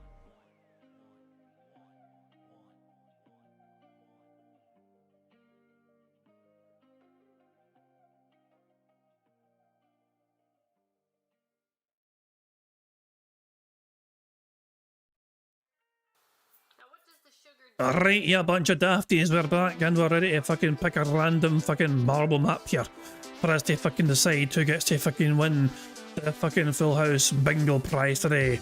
We have 109 marbles. Dreambert, you must us getting a full house, but I have added your marble. Dreambert's marble is the newest marble on the course. So I have 109 marbles now, with Dreambert's marble being the latest addition. The course that we have randomly picked for today is called Professional Lupe Arena. It is made by Bosher SE. It has an average elimination rate of 32% and an average finish time of just over 3 minutes long. So let's fucking pick this course right now and we shall see who gets to win the last Full House Bingo prize of Phil's working week. And yes, I use those fucking words a very exaggerated way because Phil doesn't really fucking work. So we start off by rolling down here, going into the tumble gyre of doom after this little fucking little spinny crazy straw fucking thing. Get down here, then go over here, or we can go around as well, I guess. Interesting. Then you go down here, big red balls of doom. Over here, these things, do they pop up? They do pop up, yep. Might get fucking sent flying here. What the fuck are these things? You can go left, right, or centre. I don't know which way is faster. I mean, you'd think the centre's faster, but there's things in the way, so... Yeah, probably left or right might be faster in the grand scheme of things. And it spits out up top onto a fucking snooker table. That'll bugger me. So yeah, that's, you know, I mean, I must, so yeah. I have to, so yeah, you guys, some of you guys might not be too clued up on snooker, okay? But yeah, this is a layout for a snooker table, you know? Yeah, it's pretty good. Yeah, that's not bad. It's pretty fucking solid. And there's also wee things on the course as well to kind of spin you and knock you to the side as well, not shit. But there you go. I wasn't expecting to fucking see a snooker table on this fucking map. Where's the finish? Is the finish in the pockets by any chance? Wait, hold on. The course is trying to send you over here. It's trying to send you all the way into this corner. Is this the finish? I don't know where the finish is. Yeah, I think it is. I think this hoop here is the finish. I've got a feeling it is. I do have a feeling that's the finish in here. It must be, yeah, because nowhere else to go. So yeah. So the course ends on a snooker table. And the bottom left corner is the fucking finish. Okay, let's hit start. And here we fucking go.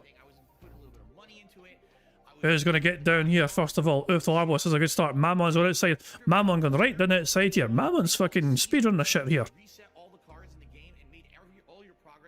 Good stuff indeed. Well done to Mammon for getting such a bright head start there. And the first one's in the tumble gyre of doom here. Can they get a quick exit as well? Or are they going to get stuck inside for a while? They're getting thrown a bit inside here. They are a bit stuck for now. So who's out first here? David Riley is the first marble out here. And they made some good progress here, getting thrown around. Brian A is getting chucked around a bit as well. Jade is there. God, no, Jade better not win. I'm going to follow Brian right now. But David Riley's gone. David Riley's marble is gone. Big and Pancake getting skipped up. And that's actually benefited them. No, it's not! They're gone! They couldn't escape in time and they got fucking thrown out. Mammon is all of a sudden in the lead here. Philadelphia Britannia has overtaken. Now the Fox is in the lead. Mammon trying to regain the lead here. Now my theory is going round the outside faster or is it going to the middle faster? Mammon has been slowed down a bit here, but overall, it probably is actually faster going down the middle here. Lazy Crabs is gone, Windows 96 is gone, Broside Phil as well, and Aussie Game Room. They have all perished. We're getting to the fucking pool table. Sunny's gone, Daniel Cannon, Cellshade, Mr. Big Fan as well. They're all perished so far. But Mammon is the first one in the sticker table here. Mammon's saying Cody Crusader's overtaken, but they've missed a speed boost. But they're in the way. Cody Crusader's got himself in the way. And now what happens though? Because you're going the other way. Mammon's primed here, potentially to take. Not Cody Crusader. Maintains the lead here. I think Cody Crusader might have us unless they get slowed down here. Oh, Cody Crusader, Mammon tried to overtake, and they still might. They might have this. The line could be good for them. Wild Bill and the Fox are also trying to compete, but Mammon is looking like they could be good here. Can they go? Oh, I didn't realise it was that slow. But Mammon's got this, I think. Mammon has this in the bag, I think. Mammon has won. Mammon's marble is victorious here. Well done to them. Second place is the Fox. Third place, Major of India. Fourth was Teresa Young. E Group 5th. Wild Bill 6th. Bill Brasky 7th. Alexander C 8th. Philadelphia Britannia 9th. And in 10th place, you had Ludwig World Order. So there we go. And a bunch of our marbles now just trying to get across the finish line here, one by one. Chris Dank's going the alternative route down the other side of the course here. So is Mark Shaw saying Gru. They're trying to get the last few marbles across the finish line. They might not finish in time. There's a possibility they might not finish in time. We do have 20 seconds left for the marble to finish, and the fire is starting to consume everyone on the course. I think the ones that are on the left-hand side up the corner might not finish in time. Stroyer's gone. The fire's coming. Moki, Kel, Denson, run them line. I don't think they're going to finish in time. The fire's going to come. Moki does finish in time. Well done, Moki. Good stuff indeed. Well, the main thing, of course, is Mammon finishing in first place. Well done, Team Mammon. Their marble was victorious today. So well done to them. Good stuff indeed. So yeah, Jade finished in 19th place. That's a bit too high for my liking, but there you go. Who else done what here? So Emma Lloyd, you're 24th place. Warren, you are 28th. Scott taking 34th. I finished in 36th place. Not bad. Fear Monarch, you are 38th. BST in 40th place. Sonic, you are 44th. Dark Gross, you are 44th. Darkside Ranton in 46th. Well, you Chris Thanks, you are 48th. Dapper Dragon 53rd. So there you go. 17 marbles finished. Mookie was the last one to finish. And obviously everyone else perished. So there we go. Good stuff, Diva. Well done to Mammon. Their marble was victorious today. So let's spin the bingo Baddies wheel of prizes and see what Mammon has won for themselves, shall we? Will they win an intro shout out for a Scottish soundboard pass, or will they win a full house ticket? Mammon has won a Scottish soundboard pass. Excellent stuff indeed. And she's a big fucking bitch. There we go. Anytime Mammon wants me to press the random Scottish soundboard button, all I got to do is fucking ask, and I shall press it for them. Excellent stuff indeed. And I think so that'll basically that'll expire for them on the when should I expire? That'll expire for them on the 1st. Yeah, I'll say that'll expire for them like the first of May. But well done to Mammon. Scottish soundboard pass for you. And yeah, I'm just going to me know it now, just so I don't forget. So it's a pass, and then it expires on the 1st of us. And I'll tell you this, Tulip, you're the one that used it most aggressively. Other people have used it though. Avalanche has used it a few times when they had it available to them. You know, they were happy to use it. You know. So, but yeah, nobody used it as liberally as you did. You went ham with it. You know, you made the absolute most of it. And fair play to you for doing that, you know. But yeah, nobody used it as much as you did. So there we go. But yeah, I think that is going to bring an end to the fun and games for this, you know, this working week for DSP. So yeah, DSP shall not return until Saturday, the fucking 25th. Yeah, Saturday 25th. Yeah. Currently, DSP has no subs, no kicks, no memberships. All the support has been either tips or super chats today so far, it seems. Kick chat not pulling their weight today. Fucking shocking. His top super chat was 20 buckaroos. His top tip was from Frank, and oh yeah, that fucking petty door tip that came in apparently at the start of the fucking stream. That bullshit. And has Phil his goal that doesn't exist yet? Phil has still not hit his goal that does not exist yet. Shocking. He won't be happy yet. There you go. But yeah, fuck it. Anyway, we're done. We are done with DSP. We're free from the bad man for now. Now, I don't know if I'm going to do anything, obviously on Thursday or Friday. I mean, I am tempted to do something. I have something in mind, potentially. Like, I was thinking of doing a stream where we actually review Phil's edited content and trying to give it a fair assessment, comparing it to the Detractor content, you know? Like, I mean, the way I see it, if I fucking bite the bullet and review Phil's edited content, it means nobody else would have to, you know? That's the way I see that, you know? I'll bite the fucking bullet in that regard. So I was thinking of doing something like that, perhaps on Friday. Well, not Friday, but maybe tomorrow. Maybe tomorrow. So I don't know. But yeah. Bingo, I hope, will return on Saturday. I cannot yet confirm if I can do bingo on Saturday when Phil fucking returns to streams, but I hope to do bingo on Saturday. I will have to wait and see, and I'll let you guys know as well. But yeah, I'm going to wrap things up for now. I do hope you all enjoy a detox time away from Phil. I hope you enjoy the rest of your week as well. And yeah, if you're a member, look out for some random member Hitman gameplay I will try and give you guys some prior notice. There's going to be none today, but no Hitman gameplay today. so don't worry about that. So nothing today on that regard. But yeah, I'm going to wrap up there. And yeah, I hope you all enjoy your time off from film. I'm going to end where I always end, by pointing to today's PIG contributions made by a supremely talented Pixar Animations. So guys, until hopefully Saturday at the very least, I will see you all later. Have a good one. And yeah, until then, goodbye. On September 14th, a pre-authorized payment of $16.51 from PayPal.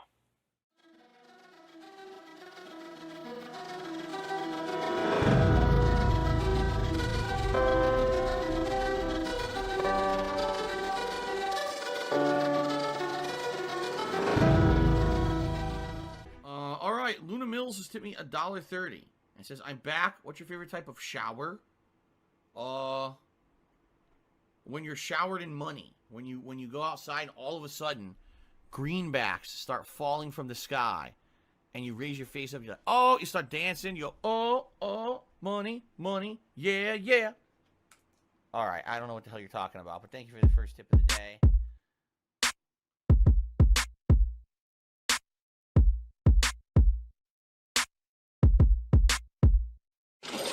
Money, money, yeah, yeah. Money, money, oh, money, money, yeah, yeah.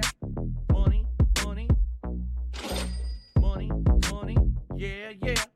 Money, money, oh, money, money, yeah, yeah. These contributions are mandatory. Money, money, yeah, yeah. Money, money, oh, money, money, yeah, yeah.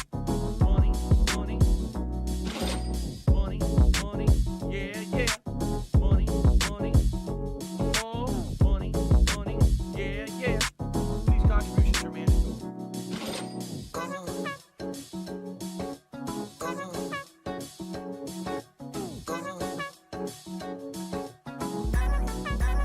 Show me the money.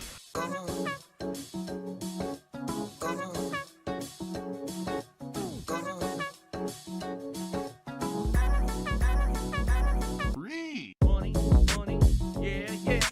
Money, money, oh, money, money, yeah, yeah. Money, money, money, money, yeah, yeah. Money, money, oh, money, money, yeah, yeah. These contributions are mandatory. And it's gone, just gone like that.